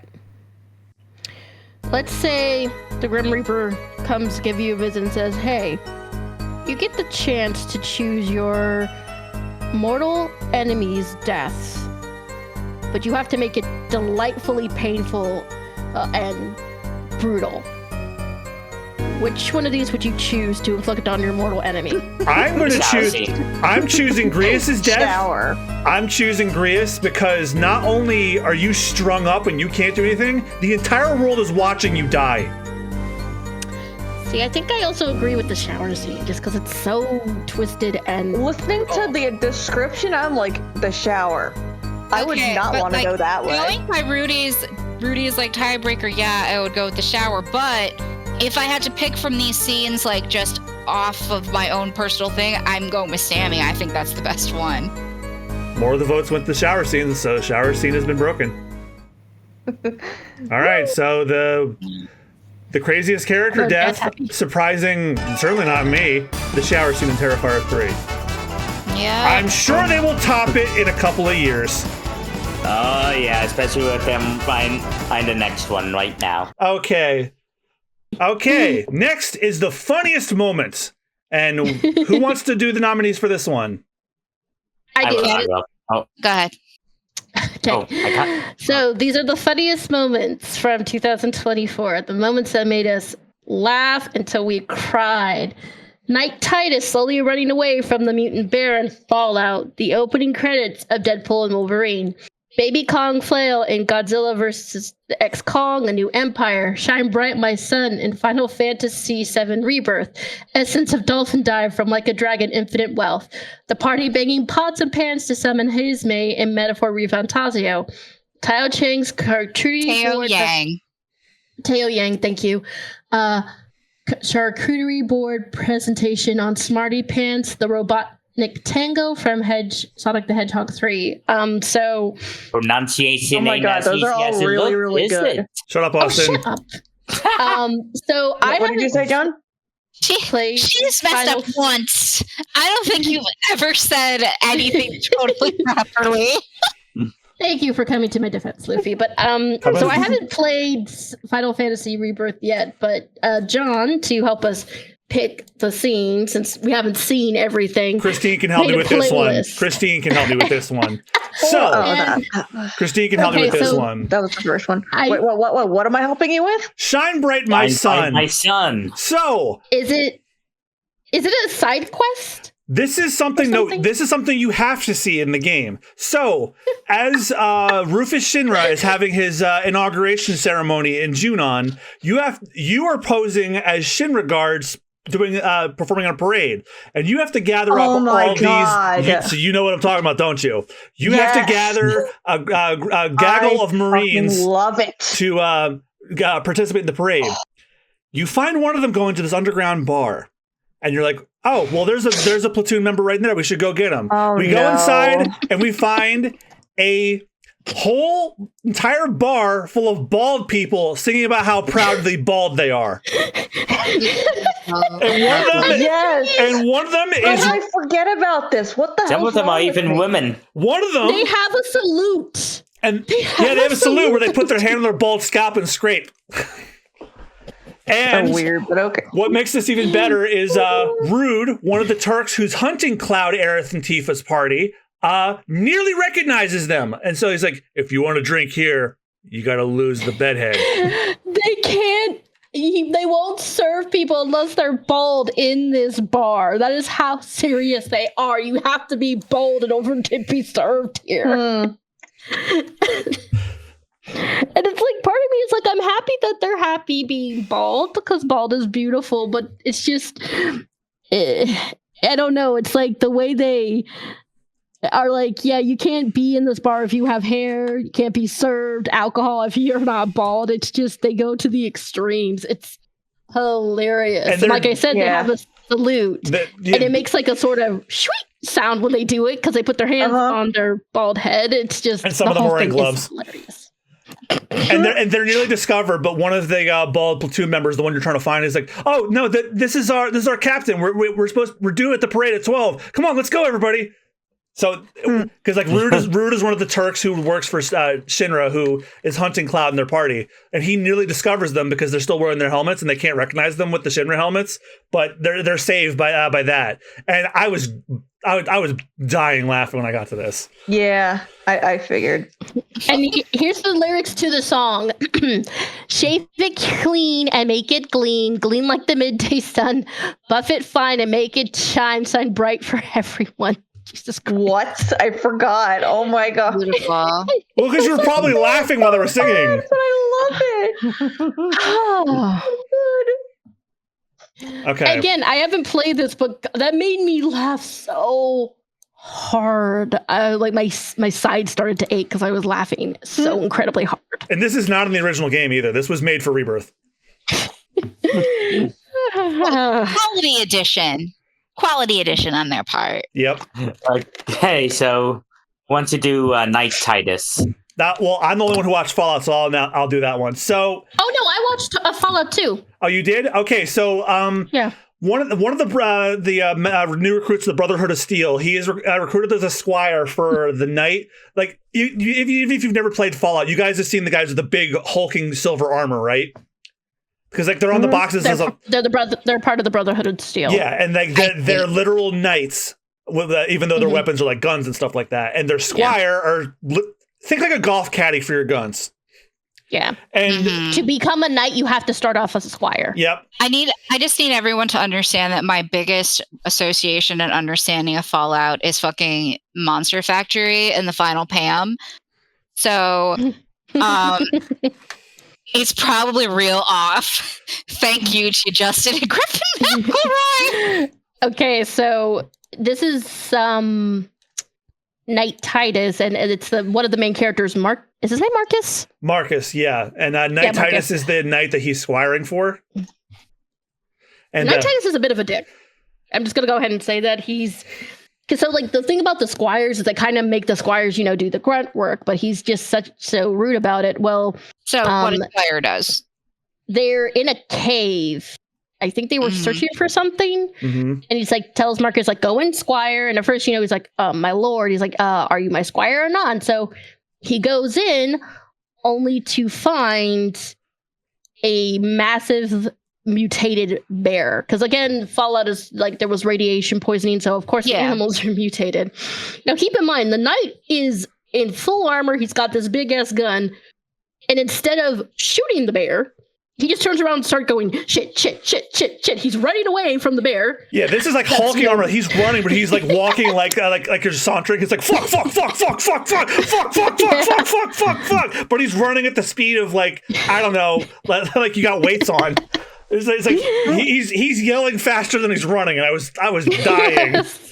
And again, he's got a big ass gun. I'm like, why don't you just shoot him? Because he was scared. I guess he just forgot how his gun worked or something. I don't know. But yeah, the bear kind of kicks his ass. Kills him. But not before you find out he's played by Michael Rappaport. Who always does assholes very well. This is from the Fallout on Amazon Prime. Oh, okay. It's just like if you were, it's like, oh, well, any badassness you had is totally negated. And then Marcus takes the armor. Mostly was the yelling, oh, fuck, in terror while he's slowly running was what killed me. Yes, because it's like, because, I guess the suit, while it protects you, it's not very aerodynamic. The armor is massive. Yeah, it's not built for running quickly. Who wants to go next? But you think it would be built for withstanding bears? I don't know. I mean, it mostly does, but like they can cut some of the wiring to the oxygen, and then that's just it for you. I got the opening credits for Deadpool movie. Oh my god! Can I share that with you? Great. Can John and I share that with you? You might as well. Oh yeah. So Deadpool thinks. Oh wait, shut. Fuck. Hang on. What? So it starts out with Deadpool knowing that he thinks Wolverine isn't dead because of his healing factor and regeneration. So he goes to where he was buried at the end of the film Logan, digs him up, but to his dismay, he only finds a metallic skeleton with rotten flesh on it. Oh no! But then comes agents from the TVA who order him to stand down and drop his weapons. But Deadpool says he's not going to surrender his weapons. He promises not to use them because instead, he's using the adamantium-covered bones of Wolverine as various weapons. There's also something very important that happens. He freaking does this. Alta and sings bye. And there are multiple times during this entire scene where he does do pieces of the bye dance. Yes. Fantastic. So, one of the things I have loved about the people behind like Deadpool, they use music so well. They do. Like, Bye, it was a really popular song when it came out, but it also sort of like become a little bit of a meme. And so they sort of like, and the thing is like Deadpool's sort of notorious for having just the most random ass taste in music, so it fits so well. But it also shows what a good murder. I know that sounds like a weird compliment, but what a good murderer Deadpool is because he doesn't have to use a gun to kill people. He can use whatever is around. Mm-hmm. Yeah, and you get at the opening credits through somebody spilled blood and on him embedded on the bones of Wolverine. Yeah, like Hugh Jackman's name credit is on Logan's skull.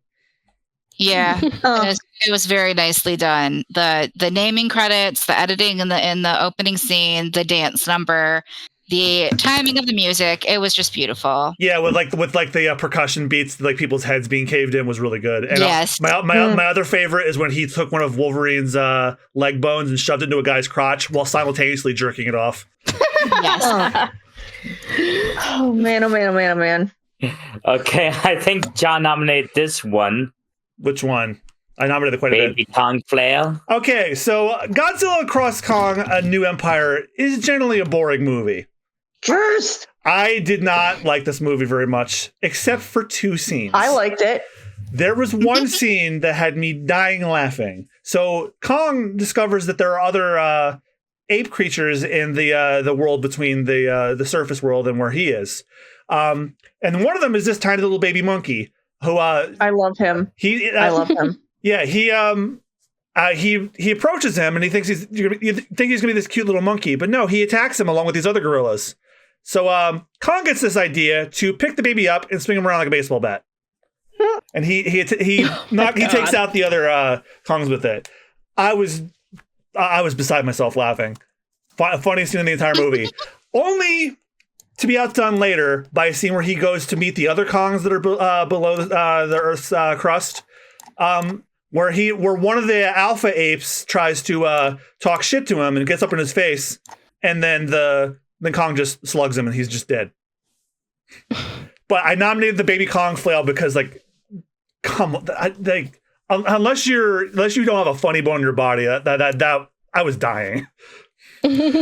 And John and I can do this next one. Essence of Dolphin Die from Like a Dragon. I have seen it, so that's hilarious. Yes, so in Like a Dragon. Okay, so I just want to say something real quick. One of the things I just love about the Yakuza series is that while it's very serious, it also can be is unhingedly funny. Yes, that's what makes it so enjoyable. And this is one of those scenes. Take it away.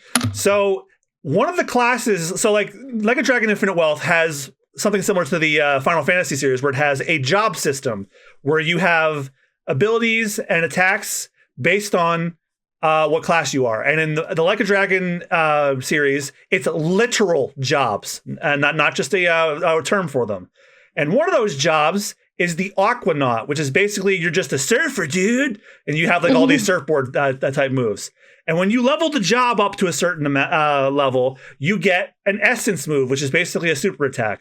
The first super attack you get for the Aquanaut is called the Essence of Dolphin Dive. And what happens as soon as you activate that, your enemy is swimming in a deep pool of water. Then comes your character standing up top, two dolphins that are carrying you. You blow a whistle, you launch it into the air, and then the dolphins go and start juggling the enemy. And then, whoever this character that did the attack is, and the two dolphins jump into the air, and they spin, and they do a diving kick to the character, and obliterates them.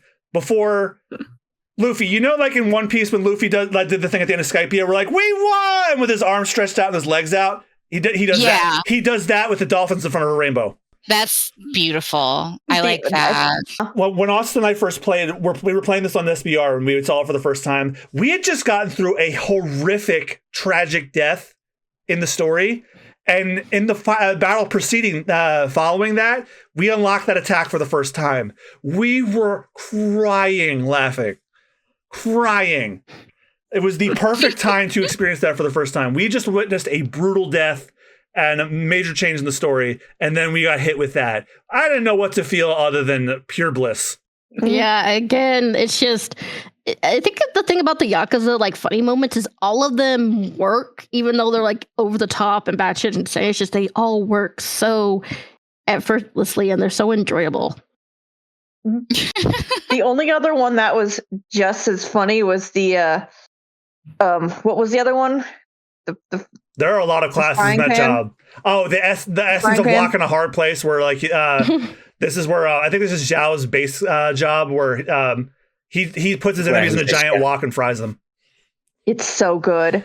But yeah, we're not even doing Dolphin Dive's right the best. I've seen all the other ones. Dolphin Dive's the best one. Yeah.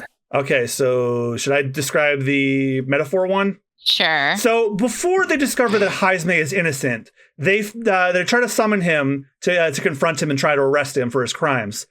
They learn that Heisme is very, very sensitive to sound because he has these large ears, of course, and he's basically a bat creature, so he does things by echolocation.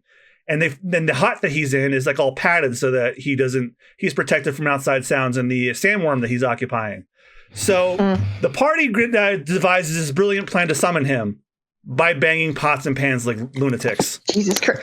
Oh, I want to see this so bad. You'll see it in the performance, trust me. One of the actors in this game is nominated and for best performance. I put their thing in there. So they just start shouting, "Come on out, Heisme! Come and face us! What are you too afraid of the sandworm?" And then Stroll decides to start insulting the other party members by shouting things. And then Hulkenberg catches wind of this, and she's like, and then Stroll's like, "Oh, look, I'm afraid of the sandworm. Not even something the mighty Hulkenberg would eat." And then Hulkenberg goes, "Oh, we're just shouting whatever's on our mind, are we? Okay." And she starts banging pots and pans going, "Gallica, the sound of your wings keeps me up at night. And Stroll, oh, you think you're so smart." And then, oh my God. and then the protagonist says, "You get a choice between which of the party members you want to make a snide comment at." And then Heisme finds like, all right, if you'll stop banging those pots." It does work because they annoy him so much. He's like, "Just stop, okay? He's like, "I'll turn myself in if you just stop." It worked. They just were really incredibly annoying. Yeah, my favorite part was Hulkenberg was like, "Oh, we're just saying what's on our mind when we're doing this, are we? Okay." All right. Okay, so let's see. Who nominated Caricature Board? Charcuterie. That was me. Wow. Yeah, you're not allowed to make fun of me mispronouncing stuff ever again. In Austin's defense, I didn't even know I didn't even know how to pronounce this word for a while. Well, okay. Well, what did you even pronounce it?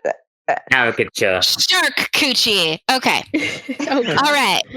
I nominated this one. Everybody shout. Oh, I love you guys. All right. So, Teo Yang's charcuterie board presentation on Smarty Pants. Smarty Pants is one of Dropout TV's many silly shows. Dropout TV used to be College Humor. Oh. They trusted Facebook too much because Facebook, they tried to lure in all those YouTube content creators to make a long format video on them, boasting about how to get more views, but it turns out Facebook was just artificially pumping the view count on them.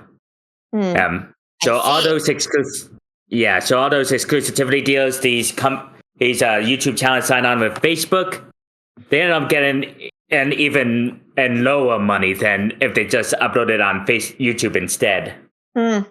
And that's caused a lot of financial problems for College Humor, forcing them to make some really tough decisions. Well, College Humor shut down. College Humor, many of the core writers, et cetera, moved onto starting to their own company, which is Dropout. Dropout TV is now its own subscription service. It's actually pretty cheap. It's only like $45 for the whole year. That's not bad. It has a bunch of fantastic comedy shows, like ranging from, like improv style stuff, like Make Some Noise, which they actually had a karaoke episode where Wayne Brady guest starred on it. Oh, neat. Ooh, I love him. And, yeah, it's very similar to the Who's line, like the music. Okay, so Smarty Pants is a show that is hosted by Rekha Shankar, where everybody kind of dresses up like they are very intelligent and in a secret society, and they all present their own PowerPoints. And the topics range from Paul F. Tompkins talking about how he believes that the piano teacher orchestrated the time loop in Groundhog Day, to Jacob Boykoziak talking about which cryptid would be the most enjoyable to smoke a blunt with. Wow, this sounds amazing. It is amazing. It's a beautiful show. To this one, which was my favorite presentation of all, Teo Yang's charcuterie board presentation. Now, mostly everybody has been very receptive to everybody's like presentations. Teo's is somehow the most controversial and makes everybody the most pissed off. That it is absolutely fantastic. He puts different elements of a charcuterie board, which, if you're not familiar, is a meat and cheese thing. Yeah, but it also typically has other things on it. Yeah, I helped make one of my mom's Christmas party. Breads, pretzels, chips, fruits, dippers, Yep. And as he is building his beautiful tiers, he just makes everybody progressively more and more angry, such as saying that he doesn't really think that fruit should be on it. He puts cheddar very high, but all other cheeses fairly low. And everybody just starts shouting. And you get some fantastic quotes, such as, "Crackers are the building block of the charcuterie board. Sometimes I think of Triscuits as a threat. Everybody shut up. Everybody shut up. Salami time." That's my favorite one. Yeah. "I think that you just want a Lunchable." That was my second favorite one. Marco, is this sponsored by Jimmy John's? Yes. So if you haven't watched it, he's literally putting elements of charcuterie board on a tier maker list. Yeah. Oh. Yeah, okay. While everyone else gets very, very angry by the arrangement. Ryan Creamer, who's been like quiet the entire time, shouting from the back, "But you put cheddar at C!" And he sounds so upset. When one of the people tells him that he eats like a pack rat, if he says, "Hey, pack rats eat good, ratatouille," and then they're like, "That was a fictional film," and he goes, "Not to me." I have watched this video of this particular presentation, I don't know, at least 50 times. It is possibly one of the funniest things that I've ever seen, because they're all friends, like outside of their jobs.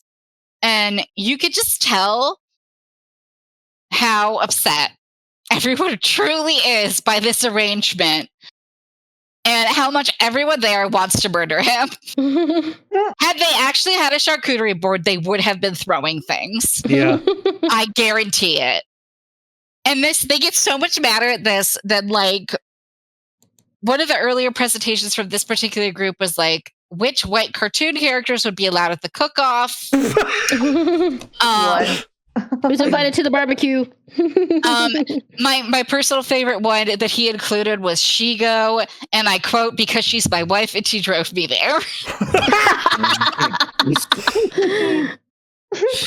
I need to check out more of their videos. They sound like fun. They are actually they're a lot of fun.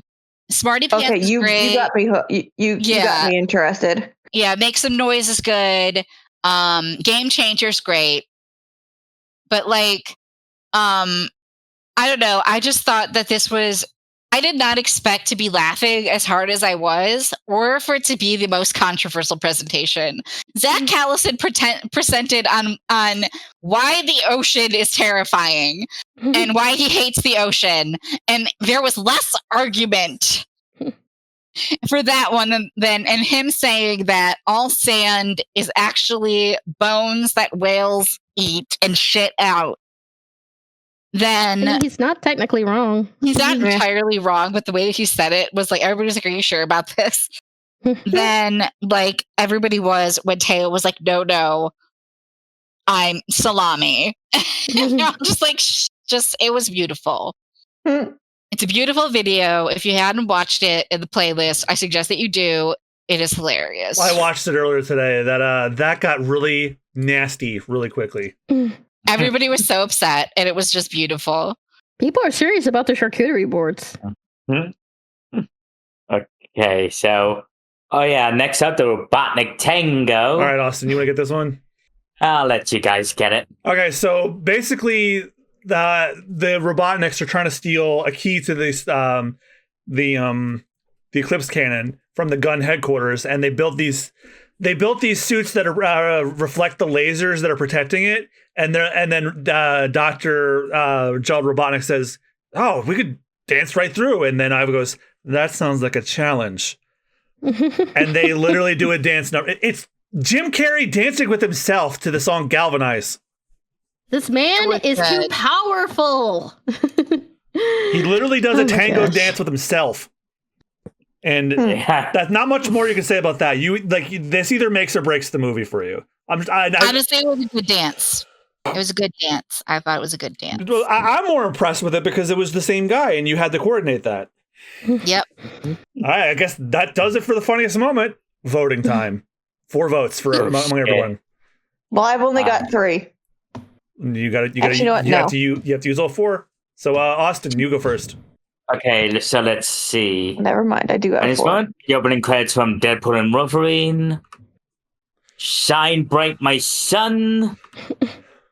Essence of Dolphin Dive, and let's see, the Baby Con Flare. Like, I heard it was a pretty painfully boring movie, but I can see why that would be the highlight. Yeah, because you're bored most of the time, and then that happens. As a weapon. Yep, he hits 3 giant gorillas with a tiny baby. Okay, who's next? Me. I'll just go. Robotnik dance. Bye. Dolphin dive and the charcuterie. That was amazing. That sounds amazing. Okay, I'll go next. Night Titus. Shine Bright My Sun. Essence the Dolphin Dive, because I'm on film laughing, reacting to it for the first time. I'm gonna give one to. See, that's okay. I did one for Night Titus, Shine Bright My Sun, Essence the Dolphin Dive, and I'm gonna give one to Banging Pots and Pans. Okay, so which one is next? It's Rudy or Luffy at this point. Or do you want to go? Do you want to go? You can go. Okay. I'll do one for Deadpool and Wolverine. Obviously my beautiful charcuterie board. That was great, by the way. The Robotnik Tango. And Shine Bright My Sun. All right, so it's Rudy now. Shine Bright My Sun. Essence of Dolphin Dive. Pots and Pans.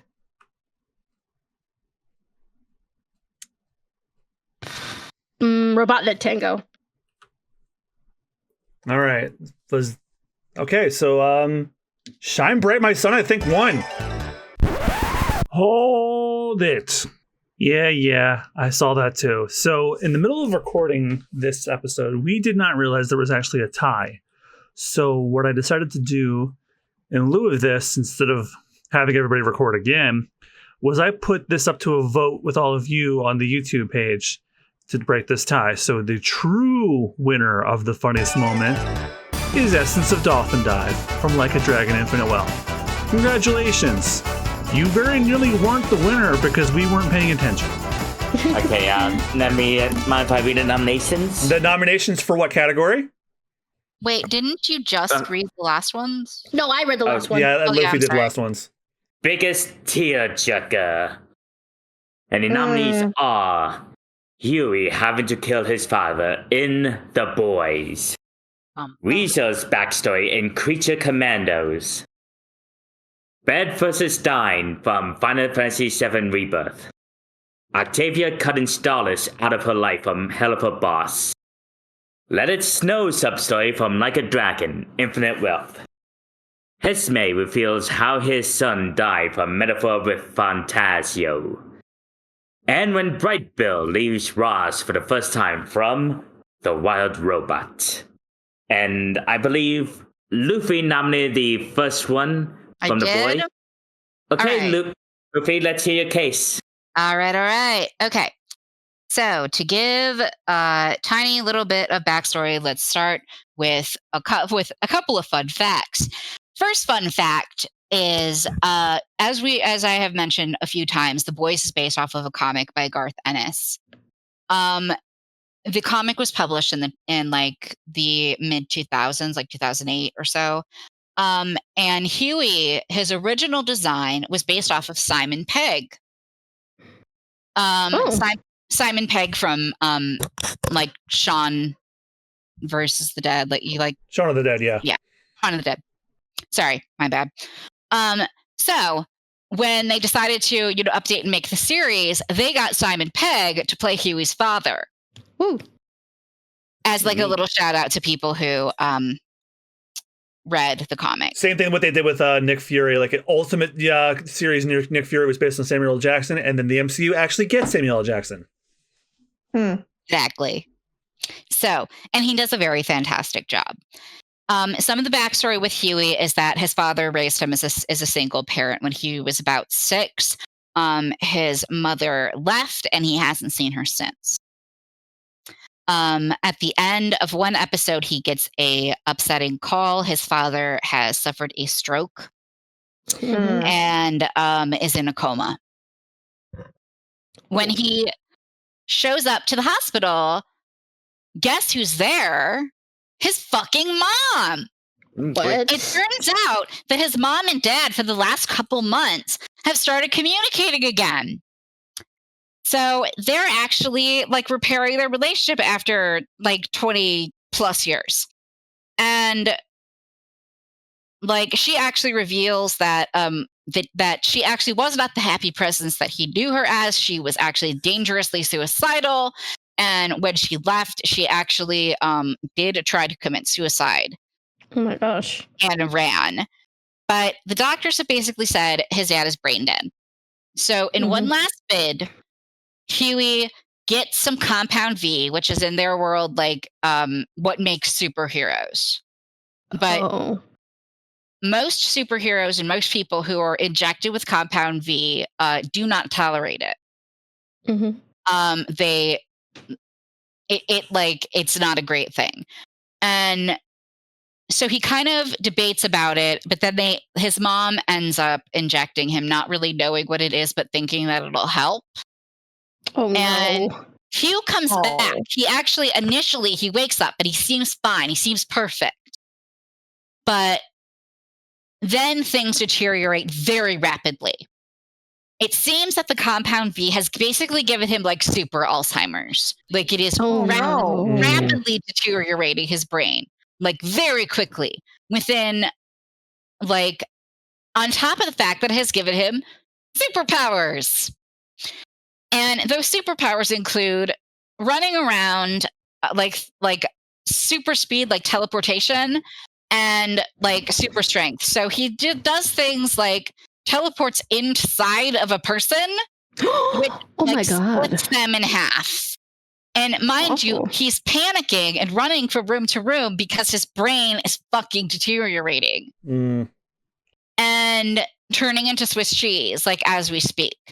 And he thinks that when they try to talk to him, he doesn't recognize Huey because Huey in his head is an 11-year-old. Like that's how quickly he's losing his memories. God. So they manage to capture him, and they all kind of come to an agreement while he's semi-lucid that they're going to give him another shot of the compound V. And what they know that's going to do is kill him. And so they take him. They know that ultimately, if he gets caught, if Vought catches him, if the police catch him, he's going to be jailed anyway. He just killed 3 people. Yeah. And, so they take him to like a back room, they lock it off, and they give him a second shot.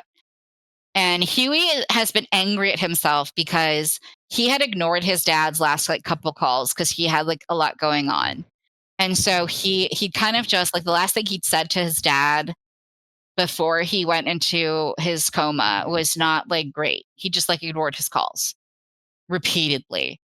And so there's this moment where it's him and his dad and his mom, and they know that he's going to pass within a few minutes, and he's got lucidity for a little while, and he gets to talk to him and tells him, you know what, Dad called me earlier to tell me about like this book that you were reading, some like James Patterson novel or something. Why don't you tell me about that? And he's saying this like tears in his eyes, voice breaking. And his dad starts telling him about it as he just slowly like fades off. And I don't know, it's been 8 years since I lost my dad, but that scene still made me fucking sob. Like I was lucky enough to be holding my dad's hand when he passed, and he was, you know, at home where he wanted to be. But not everyone has that. And you live with that. What's the last thing that you talked about? What's the last thing that you said? How many calls did you ignore? And I don't know. I just thought that having to make the decision to shoot the V into his father himself, to essentially co-assign him to death, and moreover for his father to tell him to do it, was just heartbreaking. I was in tears for hours. I had to pause the series. I had to collect myself afterwards. I was a mess. I can imagine. Yeah. Yeah, just going off your point, like you actually got to say goodbye to your dad. I did not, so I know exactly what you're talking about. Like I had to find out he was already gone, and when I didn't even know he was ill. Yeah, for us, it was we he thought that something was kind of wrong with his gallbladder. Like we thought it was going to be a routine gallbladder removal. But when they opened him up, they found that the cancer was already spread. It was already stage 4. So they told us he has 3 months, and that's all it was. He had 3 months, and to the day. And it was a scary, rapid deterioration, but I don't know. It was something about the hospital, about his mom also being there, about their relationship being complex. Plus, like, you know, I'm usually very anti-Nepo baby, but Jack Quaid fucking hit it. He hit it out of the park. Usually I only care for him when he's covered in blood, but sobbing is also good, I guess. I like him as Himbo Superman. I have yet to see that, but like I meant like his actual face. Right. Yeah. So go for it, next person. Well, I'm not. If we're going alphabetical, this is your turn. To live up to that. I mean, wow. Tell me about Weasel's backstory, everybody. Okay, if you're looking for an uplift, I'm sorry. Yeah, because we already talked about Weasel from the Creature Commandos and how he was incarcerated for the alleged murder of several kids. Or allegedly eating several kids, but it turns out that wasn't true, as he saw a bunch of kids at a school playground where they quickly befriend him, and he starts playing with them, and when he knows after hours the school door was open and they go in, this guy passing by, he thinks that Weasel is hunting the kids.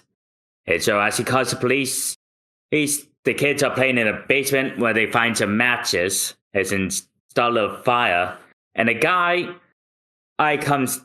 who called the police comes in with his shotgun, tries to shoot Weasel, but misses and hits a boiler that explodes and makes the fire spread. And when the police arrive at the scene, suddenly kids are dead, and they see Weasel carrying a barely conscious skull in his mouth, and they think he's responsible for killing them. And he just runs through the burning halls of the school as the police open fire on him. While the kid's still in his mouth. Yeah, I did see parts of this scene, and without the context, it is still pretty upsetting. I thought it was just, like he's fleeing. He's trying to bring this girl to them, to my understanding, trying to get her out. And they're just like repeatedly shooting him. That fucking sucked, man. I felt very bad for him. The thing that sucks the most about it is by them shooting him, he's unable to save the girl. He's trying to save the girl, but them shooting at him makes it so that he ends up dropping her and they pull him away and the girl dies. Yeah. Yeah, she gets collapsed by the burning debris. And what's worse is he's reliving. Anytime he's dreaming, he's reliving this. Like they're on a plane to a mission, and like how like dogs are when they're dreaming, they're like kicking around, and the other. Yeah. The other creature commandos are like, what's he dreaming about? It's like, I don't know, maybe chasing a car or something. But no, he's thinking about this. And that's just so that's devastating. I'm someone who has frequent nightmares.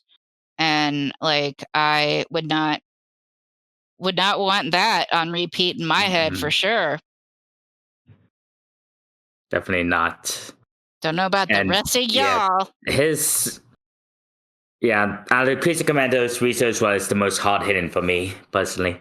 That one and Dr. Phosphorus for me. Oh yeah. Okay, so I think John Christine got this one. Okay, so Barrett versus Dine. This one is a bit of a build-up. So you guys are familiar with Barrett, right? And how he has a gun for an arm. Mm-hmm. Do you want to know how he got it? Do you want to know how he got it? Black guy, right? Yes. Okay. Do you want to know how he got that arm? Yes, tell me. So, Barrett is from a mining town called Mount Corel, and Shinra, the evil corporation that's harvesting the resources from the planet by building these nuclear reactors, which suck up the life stream, they came to town. The town wasn't doing so well financially, so they came into town saying, "Hey, there's a resource-rich area here in Mount Corel. We want to build a reactor here to do that, and in turn, we'll give you all jobs and we'll bring life and bring up the economy of this town." Barrett and Dine both argue about whether or not this is a good idea because they heard from other towns that reactors blew up unexpectedly, and both of them have their families in mind and all that. Barrett is on the side of Shinra because he and his family are really struggling financially, but Dine's the one who is against it because of what he heard. They eventually agree to have the reactor built. Some time passes, the reactor blows up, and Shinra decides, we're going to cover this up and blame the people of Mount Corel. We're going to kill them all.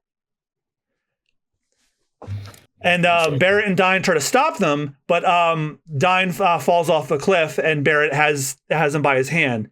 And Scarlet, one of the head executives of Shinra, sees this scene, and she pulls out an Uzi and shoots at both of their arms to the point where Barrett loses his arm and drops Dine. Jesus. And Dine is presumed dead. Cut to the current time on the story. When they get to the gold saucer, there's reports that a man with a gun in his arm is killing innocent people in the gold saucer. You would think right away that Barrett is responsible, right? But it turns out, no, Barrett's being framed. There's another man with a gun for an arm who's senselessly killing people. It's Dine. Another man? There was a second man with a gun for an arm? Yes. So when it is the Final Fantasy world, so that wouldn't surprise me. Well, Dine is the one that was shot and sent to his death. Both of their arms were shot off. So Dine also has a gun for an arm now, and he is not well. He's not mentally there anymore. He's gone crazy. He's just senselessly killing people out of revenge for what happened to Mount Corel. And he's also doing this because he believes that in the accident, his wife and child were murdered.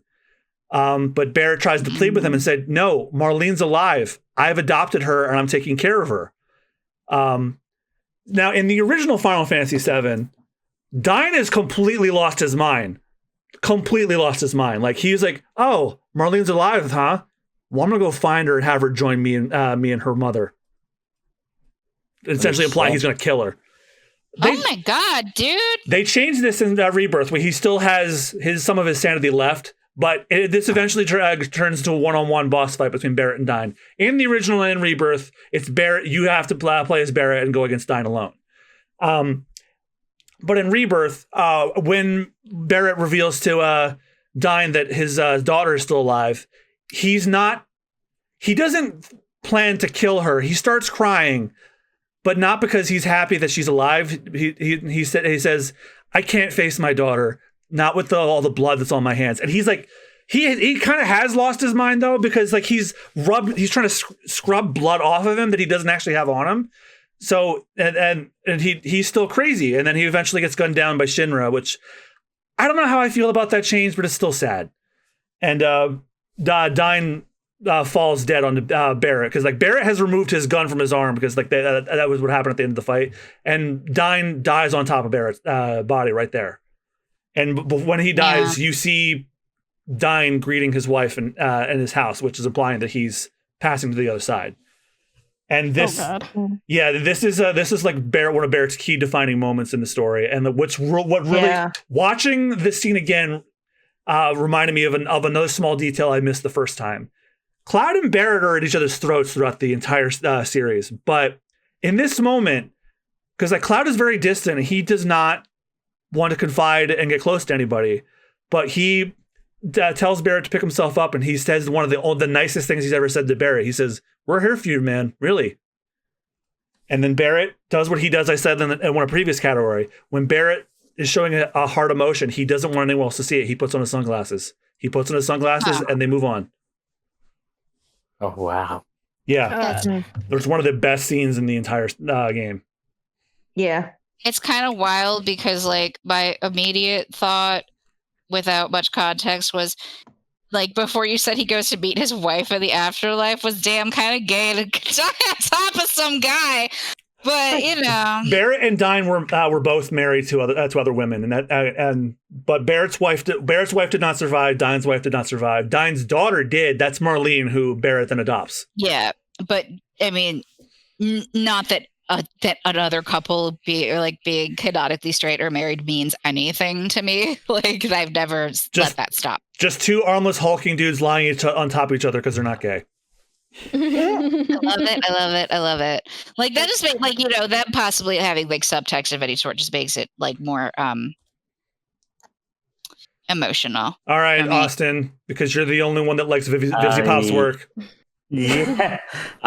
So Octavia couldn't start his Alpha Life. So a little bit of context to this. Starless is so Worst. Okay, I'm not a person hell of a boss, but Octavia, I mean, Starless is sort of a big deal. He performs magical duties in hell, and he was forced at a young age to marry I'm trying to remember her name. And this woman, but So he's been trapped in a really shitty marriage for years, which he considers the only bright spot being his daughter Octavia. Mm-hmm. And over the years, it was when he first meets Dallas, who's actually planning to rob him. Octavia mistakes it for him trying to meet him for intimacy, and that's only it goes along with it because he's convinced that if he can seduce Dallas, he can use the book as spells in order to go to the human world in order to perform his business. While Dallas is convinced their relationship can do more with that, and when Dallas tries to make it more serious, Bitcho's he just lashes out at him, saying that he's delusional to the point where Dallas breaks up with him. But when Dallas's ex-wife and her brother realize that they have an opportunity, they try to pin Bitcho, who's part imp, as manipulating Dallas in order to use the book. Again, before he senses death, Dallas comes in and defends him, so he has all of his magic and royalty, and even his guardianship over Octavia stripped. Well, Dallas begins to realize the ramifications of what he's done, and when he tries to meet up with his daughter for Sinmas, basically Christmas in Hell, there was a problem that Dallas was never really open about his problems with Octavia, especially how his depression and how his marriage was falling apart. And because he never told Octavia anything about it, it's what led her to make an assumptions, especially when she finds his antidepressants. To which she just assumes that it was the only way he could be with her, or like he saw her as an obligation instead of a child. So she cuts Dallas out of her life entirely. And that's where we finally see Dallas at his breaking point. Where he does kind of like he brought all of that out of himself. He did. Yeah, he did. But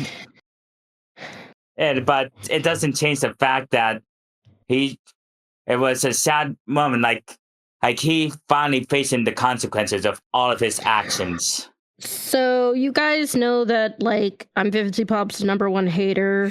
Mm-hmm. Yep. But I do have to admit this is a good scene, and I think it's just because Octavia finally gets to vent her frustrations about how she's been treated, but also how her father's been, like, lying to her. But also, like, the thing is I think the thing is that while, like, I don't think Stolas is a good father at all, I do think he does genuinely love Octavia. And I actually did feel kind of bad for him. Like, this is probably the only time I will ever feel bad for him. Like, it was actually a pretty well done scene. But that's, definitely. Like I said, it was sad, but Stolas, it was the consequences of his actions for just about everything throughout the series. Yeah, it's actually was kind of refreshing to see Stolas get some repercussions. Because the show kind of does this thing where it kind of sort of babies him, but it was like nice to see that he actually was facing some consequences. I see. Okay, and Austin, you're gonna help me with this one. Oh, okay. So this is both funny and hilarious at the same time. So throughout the Yakuza / Like a Dragon series, this is one head of this Yakuza family who he has an adult baby fetish. Oh God. We meet him in was it 1 or 2? We first met him. Kiwami 2. What? Kiwami 2, where he invites Kiryu over as a reward for a favor, thinking it's a brothel, but right, I remember this guy. Things get awkward when the woman asks Kiryu, would you prefer it from the bottle or the source? And Kiryu accidentally knocks down a wall, so in the head of the Yakuza family, as well as all his Goonies, dressed up in diapers, pretending they were their babies. And on top of that, Kiryu beats them up while they're all wearing diapers. Because they're insulted that he, they feel like that he turned down their gesture of kindness rudely. So you beat up these diaper wearing Yakuza in like a playtime place. It's really fucking funny. And by the way, the side quest is called "Be My Baby." Yes, but this is their this was their first appearance. Then they appear again in Yakuza Like a Dragon, where this mother is trying to find milk for her baby, and you have to like run down to a store in Yokohama to get some, and you find out this isn't actually a mother. It's one of the employees at a Yokohama branch for the same diaper fetish location. And then Ichiban gets acquainted with these people, and he doesn't accept their offer to be baby time with them, but he does drink a bottle with them out of respect. It's milky. And on top of that, he becomes a summon in that game. Yes. Oh no, I forgot. It's But hilarious. his crying tantrum that buffs enemies. Yep. It's amazing. Then we cut to Like a Dragon Infinite Wealth, where there is this older gentleman who is buying shaved ice from these shaved ice stands in Honolulu, and he doesn't really want to eat it. Like, he's trying to like buy it and throw it in the air, and then Ichiban asks him, "Why are you buying shaved ice only to throw it in the air? Like, it melts like instantaneously." It's like, well, you see, my wife is terminally ill, and one of our favorite memories together growing up in our marriage was I was watching the snowfall. And I know in Hawaii that's very hard, but I can't fly her back to Japan right now because she's too sick. So I wanted to try and have her see the snow one more time before she passes away. Now you're probably wondering, where the hell did the baby men come into the fold? So, in trying to find a shaved ice place, a woman is pushing a baby on a stroller, and then the stroller is in the Anaconda shopping mall, and then falls down the escalator, and then you have to chase the runaway stroller. You catch up to it. Guess who's in the stroller? Tell me one of the baby men are in there. Mr. Subaru Gondawara himself. He's like in the fetal position, sucking his own. Yep, he's in the stroller. And they end up running into the man buying shaved ice again, and you fight the baby men again for some reason. I forget the reason why, but then you have they all introduce each other, and they hear his plight, and then one of the baby Yakuza like throws his diaper, the diapers he was collecting in anger, and they notice that a substance appeared on the ground, not unlike shaved ice, but it wasn't losing its form. So then, Baby powder? Yes. So then they all formulate an idea. And this is one of the only times I think we'll do this for this category. I think this scene needs to be seen to be believed. May I direct your attention to screen share? Yes, you may. Okay. So I'm gonna cut this out of the podcast, but I need your guys' reaction to what they decide to do. So here I showed the scene to the rest of the group in the podcast, but since I don't want to have that entire scene either get me content flagged or take up the podcast to make it longer, basically what they decide is while the husband is talking to his wife one last time before she passes, they decide to fake snowfall outside their hotel window by throwing the diaper flakes and insinuating that it is snowing. And it doesn't matter how ridiculous and stupid this is. The wife believes it enough, and it's enough for her to pass away peacefully. And I am making no exaggeration, and honestly, you'll be able to hear it once we get back to the episode. The entire call is crying, except for me, because I've already seen this, and it's doubly funny and sad, but it moves them, as you'll see in just a second. I was not expecting this guy to give us the saddest sub story in this fucking game. Oh my god! We still have two. We got two more. I'm voting for that. Okay, so I mentioned this previously in the personal Meow story. Haizme Noctul, he has a very tragic backstory. His son passed away. And you don't learn this until you fight with that horrid baby creature. Speaking of horrid baby creatures, Homo Jaluzo, which Joanna, the lord of the town of Martira, believes is her baby because she had a birth with it was a mixed birth, which in the racist world of metaphor, they don't like that, so they killed the baby.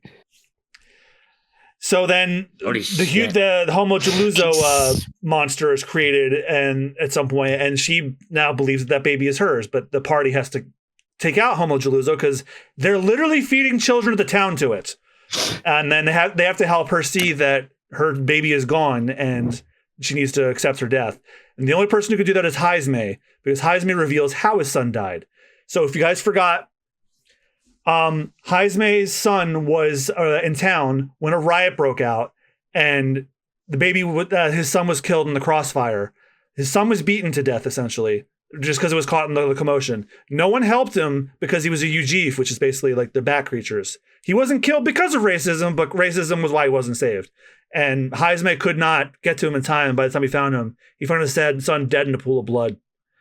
So Heisme uses this as an opportunity. He's like, listen, as a fellow grieving parent, I understand what you're going through, but this child is not your child. And not to mention, you have robbed so many of their own children. You need to face the music, accept that this is not your child and that your child is gone. Oh, God. Yeah. So people might think I'm a little crazy, but like, even though Homo Jaluzo was a monster, I can kind of understand why Joanna did what she did, because for those of you not aware, one of my nieces was supposed to be a twin, but the other twin unfortunately died while my sister was pregnant. Was it like consumption, like where they absorbed? I'm not sure exactly. I just know my sister got extremely sick afterwards. And the thing is like, regardless of how you lose a child, it's, it's heartbreaking. Like, because my fellow teacher, I think I mentioned this, you're not supposed to outlive your children, and I think that's, and I like, yeah, this thing is a monster, but she probably saw it and just, because she had lost her own child, it was probably just, she was vulnerable. She sees this and she's like, okay, this is my baby. She wasn't doing something out of malice. It was probably she was in a vulnerable state to be. Yeah, but she was using her status to abduct children and feed into it. So still bad. Well, okay. Yeah. So since we last recorded, she has faced justice for that. So you can take solace in knowing that. Good. Okay. The only thing is, though, at the same time, this thing is bigger than she is. How the hell did she view this thing as her baby? She was so wallowed in grief she didn't care anymore, I guess. Yeah, probably. But not too wallowed in grief because they knocked her out of it. And I think Rudy had this last nominee from the Wild Robot. So I want to explain two things really quick. I am adopted. I have been with my family since I was a baby. There is no other family other than my family. It doesn't matter if I am brown and they are white. That is my family. Second, I also have helped raise my nieces and nephews. I work at a daycare. So I think I relate a lot to Roz in this situation because, see, what happened is when Roz got first sent to this island, she accidentally kills Bright Bill's family. He is the remaining survivor. So at first, she's kind of like, oh, I don't really know what to do. She's very, methodical and logical at the beginning. But she decides to take Bright Bill on as her son because, she feels kind of responsible and bad for killing his family. And the thing is, she realizes that Bright Bill is a duck and that Bright Bill needs to be with other ducks eventually, but it's very hard for him because, see, since he was raised by a robot, he's kind of picked up on some of the robot qualities, like how he makes noises like Roz when he walks, and the other ducks think he's some sort of freak. So the first time he tries to meet with the ducks, he almost drowns because he doesn't know how to swim. And Roz, comes in to save him, but he's kind of embarrassed. And she's still wanting to help him, even though he's angry at her, especially when he finds out what happened, that she's the reason his family is gone. But despite all that, she does everything to try to help him, learn how to fly and migrate. And, at first she's like, part of her is like, oh, he can just like stay here, but they tell him like, no, he's got to. So, there's a scene where he finally gets to migrate. He's being accepted into the flock. This older duck says, you're going to be like towards the front. And Roz is like running with Brightbill to help him gain altitude. And she gets to like the edge of a cliff and she stops because she can't go over the cliff. But you can tell she's sad. Like they make this robot who doesn't like have a mouth or anything very expressive. And so as someone who like, is adopted, it kind of hit home because even though I am an adult, like my mom has said, you never stop fighting for your kids. They're still your babies no matter what. And that is very true. But also, as someone who works in a daycare, I know these are not my children, but I call them my kids. Like when I'm at the daycare, I'm like, those are my babies. And the kids are like, those are not your babies. I'm like, yes, they are. It's like, but they came from their mommies and daddies. Yeah, but they're still my babies. They You're responsible for them, so yeah. Babies. Yeah, so the thing is, it's like when they, eventually leave and graduate, it's still very emotional for me because it's like, well, I can't do anything for them anymore. They're out in the real world, and the real world is scary. I'm constantly thinking about that. It's like, yeah, I'm not their parent, but I'm trying to help them be better little human beings. And when they leave the daycare, it's like, I can't do anything for them. And the world is so scary. Sorry, I'm getting a little emotional. Are important. A lot of us have had, very good or very bad teachers that have made a huge impact. Mm-hmm. A good teacher is invaluable. Yep. Yeah, and like Roz knows that she can't, go with Brightbill, but also Brightbill feels kind of guilty because he never told Roz that he loves her or called her mom, and he feels kind of bad. But he does get to eventually tell her that. But like, it was such a lovely scene. And I also, again, I'm really a sucker for movies and stories that manage to make robots feel like fleshed out characters. I just loved that whole movie. I think, if I can remember correctly, the first time I saw it, literally, I don't remember when I started bawling, but like, it must have been like the last third of the movie. Like I couldn't stop. That was the second time. It is a movie that will make you cry. It is like emotional torment, the movie, but it's so good. The book is good too. Yeah. Christine watched it with me the first time I watched it, and she pulled her shirt over her head. She's like, "Don't look at me! Don't look at me! Don't look at me!" I'm like, what? You're allowed to cry. It's a sad movie. All right. So do you guys mind if I vote first? Actually, Go ahead. Go for it. Go nuts. So even though I wasn't here for the defense of this, I'm going to say Weasel's backstory. Also, cops suck. Yeah. They're bastard, don't you know? I'm going to say Let It Snow just because that got me to tears. That's got to be like my number one. That was brutal. Gonna vote for Brightfield, leaving Roz. Oh, this one's going to be hard. You know what? I think Kaizme. Just because, it was one of those things where it's like he probably was angry at this woman, but he also knows she needed just a little bit of comfort. She did something terrible, but he also understands where she's coming from. So he's like, you know what? We need to sort of give her a little bit of closure. He actually was not angry with her. Like the other characters were angry for him, which is like on top of this, she accused you of kidnapping the children. Aren't you mad? And he's like, no, despite everything, I see a grieving mother. See, that's what I think makes it worse, because you're right. He should be mad. He has every right to be mad at her, but he takes pity on her. He chooses empathy first.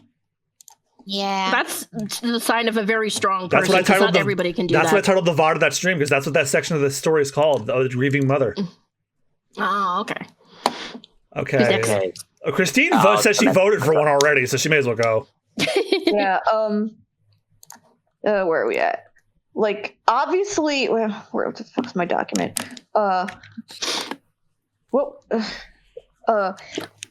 Barrett and Dine, Let It Snow is my number one. Brightbill and was one of them the boys? Yeah, the one at the top. Huey having to kill his father. Yeah. That sucks. I'll go next. Weasel's backstory. Octavia Constellas out for life.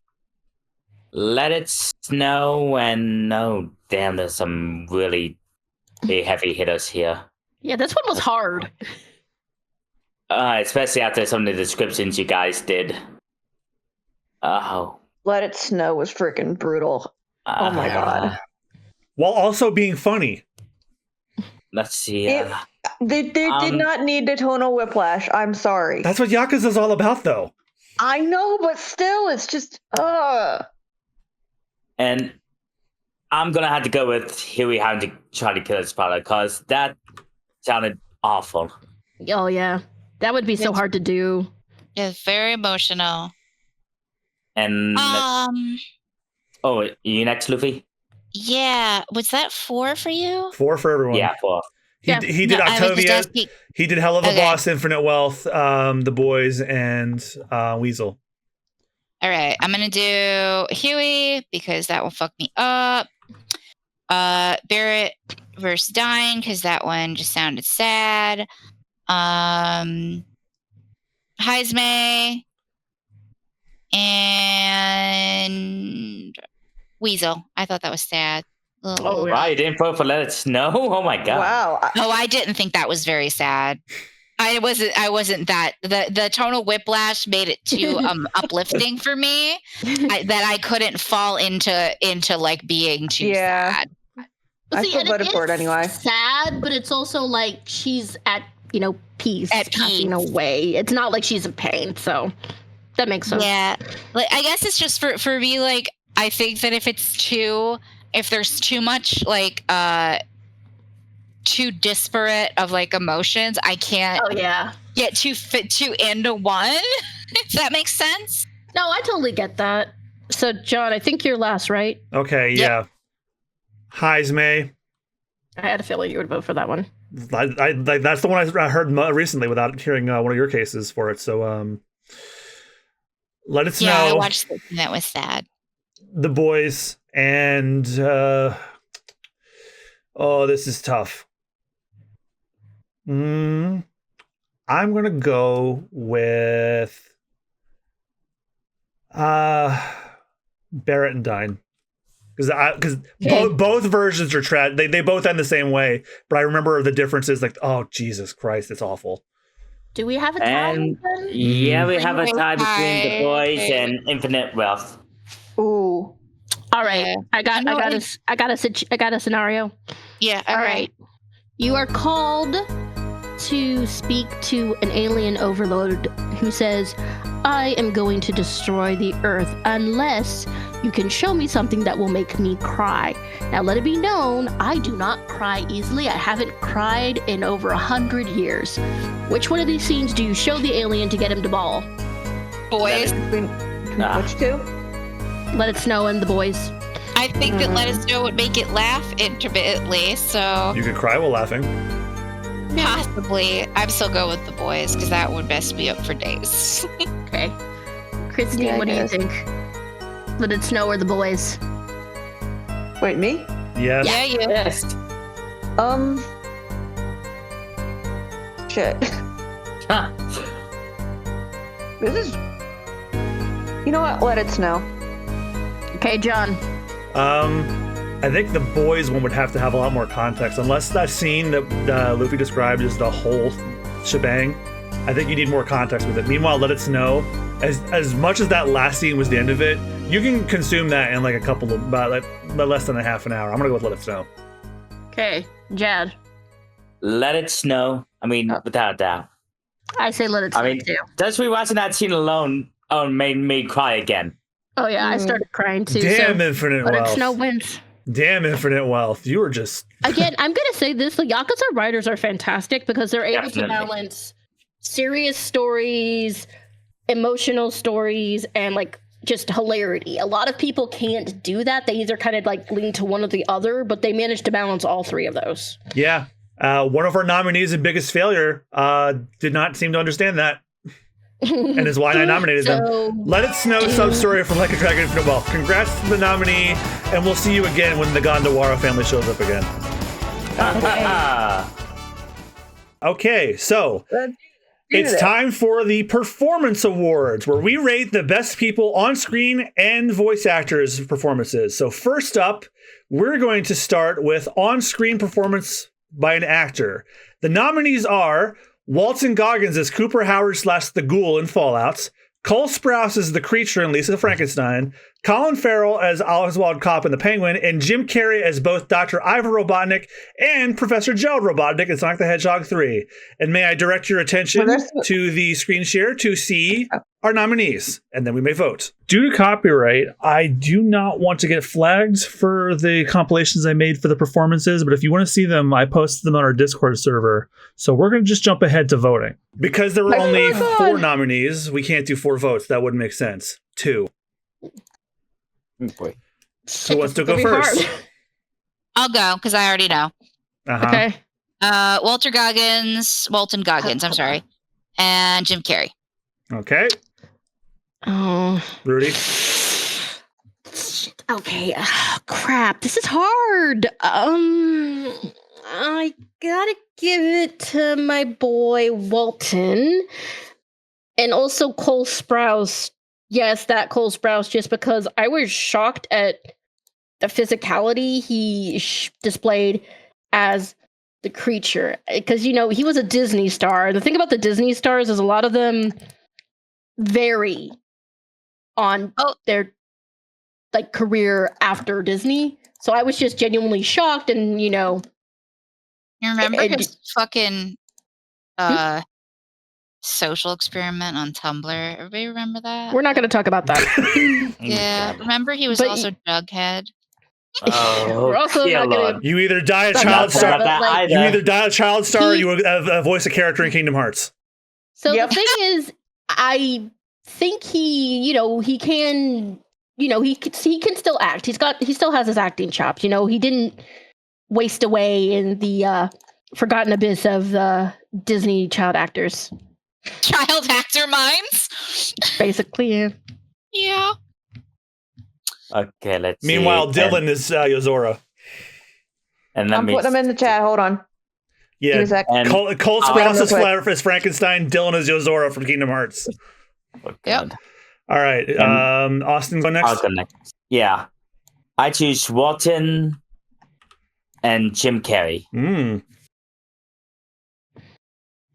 I don't even remember half of the things. All right. I'm gonna go with Walton and Jim.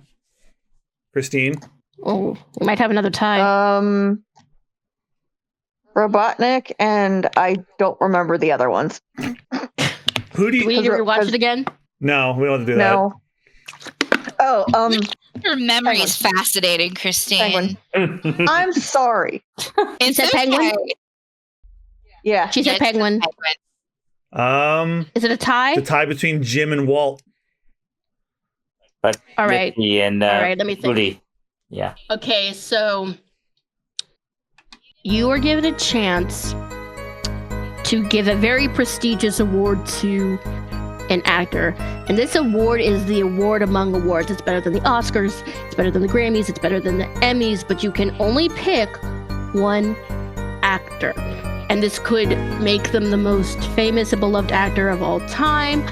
Out of the 2, who do you think deserves it the most? I have an answer, and I'm going to have a confession for this one. So Walton Goggins doesn't just play the Ghoul. He also plays Cooper Howard, who before the apocalypse is a normal person who served in World War II, and he's reacting to this, the Vault-Tec Corporation's fast growth and how they're quickly planning for the apocalypse. And he's questioning all of their methods, while also trying to maintain a relationship with his wife, who's working for this company. And the series flips back and forth between him back in the past and him learning about what's going on, and then him as the Ghoul, where the radiation has made him crazy. So regretfully, I could not in time find a good scene of him before he became the Ghoul, but Jim Carrey's going to be Jim Carrey. But Walton, he performed 2 different versions of one character. I'll give it to Walton. And you said we wouldn't argue. Not much. Yeah, and fuck, I only saw like the first episode of Fallout, but You saw enough of Cooper Howard. Cooper Howard's in the beginning of the series. Mm-hmm. He was the dad at the birthday party. Yeah, he plays Vault Boy. This is gonna be tougher for me.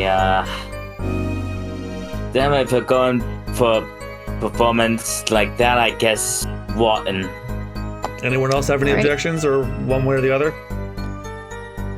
Sure, go for it. Go for Walton. I'm guessing it's Walton. It's a majority at this point. Yeah, sure. I guess. On-screen actor is Walton Goggins for Cooper Howard and Ghost the Ghoul in Fallout. My hubby won. Next up is on-screen female performance. Hooray! The nominees are Ella Purnell as Lucy McLean in Fallout, Catherine Newton as Lisa in Lisa Frankenstein, Kristen Milotti as Sophia Falcone / Gigante in The Penguin, and Cynthia Erivo in Wicked. I have a feeling I know where this is going to go, but for the sake of the argument... I feel like this is so unfair. It's That's just why she is why I made voice actresses and voice actors a separate category, because she was going to kill them. If this was Ella Purnell in Yellow Jackets, which I should have thought of, then I would be picking her as second. And if you haven't watched Yellow Jackets to see her in it yet, she is so good. She's so good, especially when she's dead. She's so good. So I'm gonna vote first. I'm gonna go for obviously Cynthia, duh. Like Same. Yeah. And I actually thought that scene with Sophia was sexy. That was good. I liked that. So I'm gonna go with that. Okay. I thought that was fly. She shot a dude at the end. That was fun. Yeah, you were saying by the HBO Max logo. Yeah, someone that in that scene she kissed on the head because she liked, but one word out of line, done. Yeah, I really just liked that she was like, "Fuck my dad's legacy. We're gonna use my mom's last name now." Yeah. That. All right, Luffy voted. Who's next? I'll go. Kristen Milotti and Cynthia Erivo. Same as me. Christine. Oh, damn it. I changed my vote, but Cynthia's staying. Girl from the Penguin and Cynthia. Damn. Austin. I already went. Oh, you did. My turn. Cynthia and Kristen. Oh, damn. I have to give Lisa one vote, but my other vote, of course, is going to my girl Cynthia, because again, you guys, I was obsessed with Defying Gravity for years. This is it's the song of Wicked. Yeah, it's super powerful, and she just knocked it out of the park. Every musical has that one song. For Cats, it's the song Memory. For Phantom of the Opera, it's Music of the Night, stuff like that. There's one song that defines the musical, and Defying Gravity is that one. And I think also just right now, it's such an anthem for people. Yeah. So yeah, of course she was gonna win. Yeah, it wasn't fair. This was the only one I knew was gonna go the way it went. So congratulations, Cynthia Erivo. Hopefully we have a more diverse set of nominees next year, so it won't be as easy next year. Yeah. Okay, so next is Voice Actor Performer of the Year, and the nominees are Sung-Won Cho as Senshi in Delicious in Dungeon, John Eric Bentley as Barrett Wallace in Final Fantasy VII Rebirth, Sterling K. Brown as Angstrom Levy in Invincible Season 2, Keiji Tang as Ichiban Kasuga in Like a Dragon Infinite Wealth, Felipe Spall as Heisme Noctul in Metaphor Refantasio, Keanu Reeves as Shadow the Hedgehog in Sonic the Hedgehog 3, and Brian Tyree Henry as D16 Megatron in Transformers 1. I want to go first. Go ahead. Okay. So one thing I have noticed about myself, I think it takes a very talented actor to bring a character that is not human or humanoid to life. So I'm going to start out with Mr. Is it Philippe or Philip? I think it's Philippe, but I've never actually looked at their pronunciations. As Heisme, because this is a character that is, not humanoid, but also he's sort of cutesy, but he gives him the voice of a man because he's a grown-ass man. And and he delivers a lot of emotion in the scene that we saw.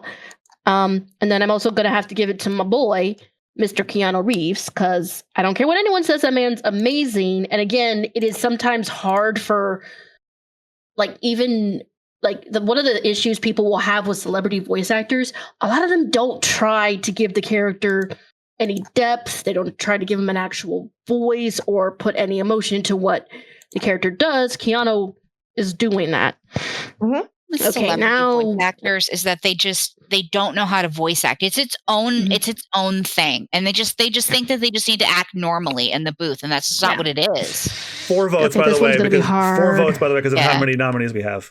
Yeah, I know. It's just I'm having got a all really 4 of them hard already. time because okay, I'm gonna say my boy Sungwon. I've been following him on YouTube for years. He's Yeah. an amazing voice actor, and genuinely funny. And I also love Senshi because Senshi sort of saw these like these 3 travelers like, well, I guess I gotta adopt these dumbass kids. Yup.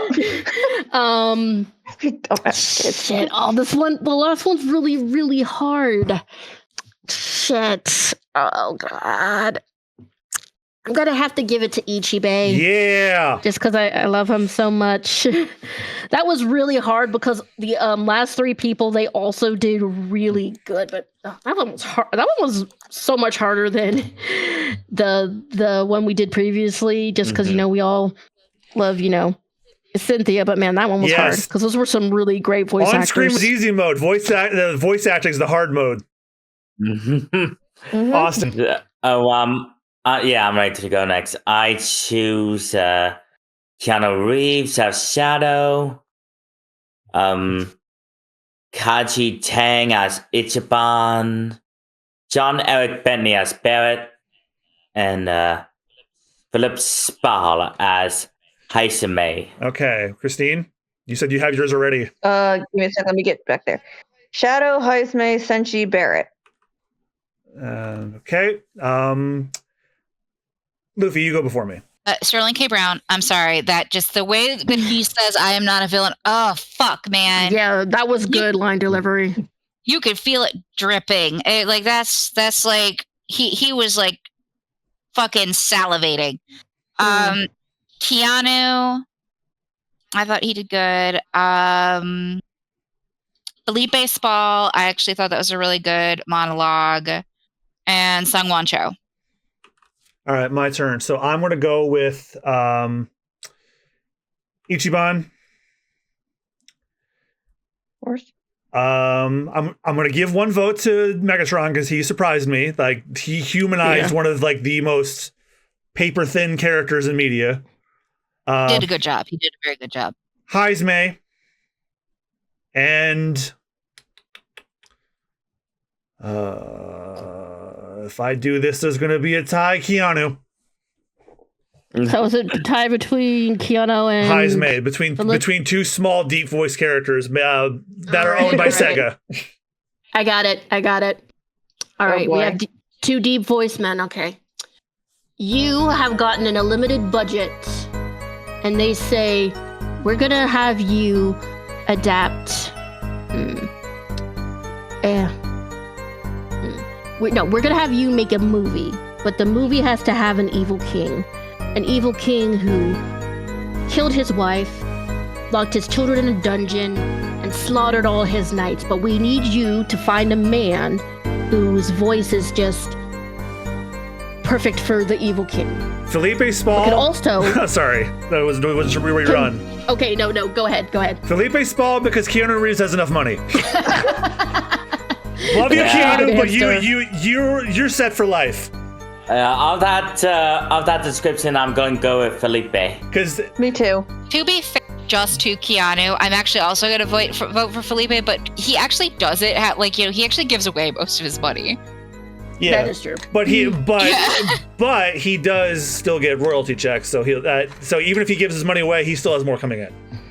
Yeah. Yeah, I'm just going to give it to the voice actor because I think that he did good. So congratulations to Heisme, the Ujif grieving father.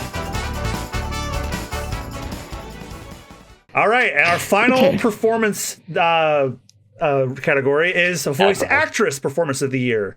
And the nominees are Emily Rudd as Marcel Donato from Delicious Dungeon, Brianna White as Aerith Gainsborough in Final Fantasy VII Rebirth, Kristen Atherton as Hulkenberg in Metaphor Fantasio, Lupita Nyong'o as Roz in The Wild Robot, and Lenore Zahn as Rogue in X-Men 97. And for some reason, I did not realize that these were like gendered categories, or else I definitely would have given Sandra O. I regret not giving her one myself, but she'll get an honorary mention from me. I'll do it. I'll go first. Mm-hmm. I'll go second. All right. Kristen Atherton, that was fantastic. Lupita Nyong'o and Lenore Zahn. All right, Rudy. No, Christine's gonna go. Then I'm gonna go. Okay. Yeah. How many are we allowed to vote for? 3. 3. Okay, I'm taking one of these off then. Okay, so Aerith, Hulkenberg, and Roz. My turn. Now Rudy's turn. Emily Rudd. Lupita. And Lenore. All right, I'm going to go next. Kristen Atherton is Hulkenberg. Emily Rudd is Marcel. Aerith. So Brianna White. Okay, Jed. Okay, Emily Rudd. Lupita Nyong'o, sorry. And Lenore Zahn. Wow, Lupita Nyong'o won that pretty easily. All right, yay. All right, well, congrats, Lupita. I think that's the first thing Wild Robot won.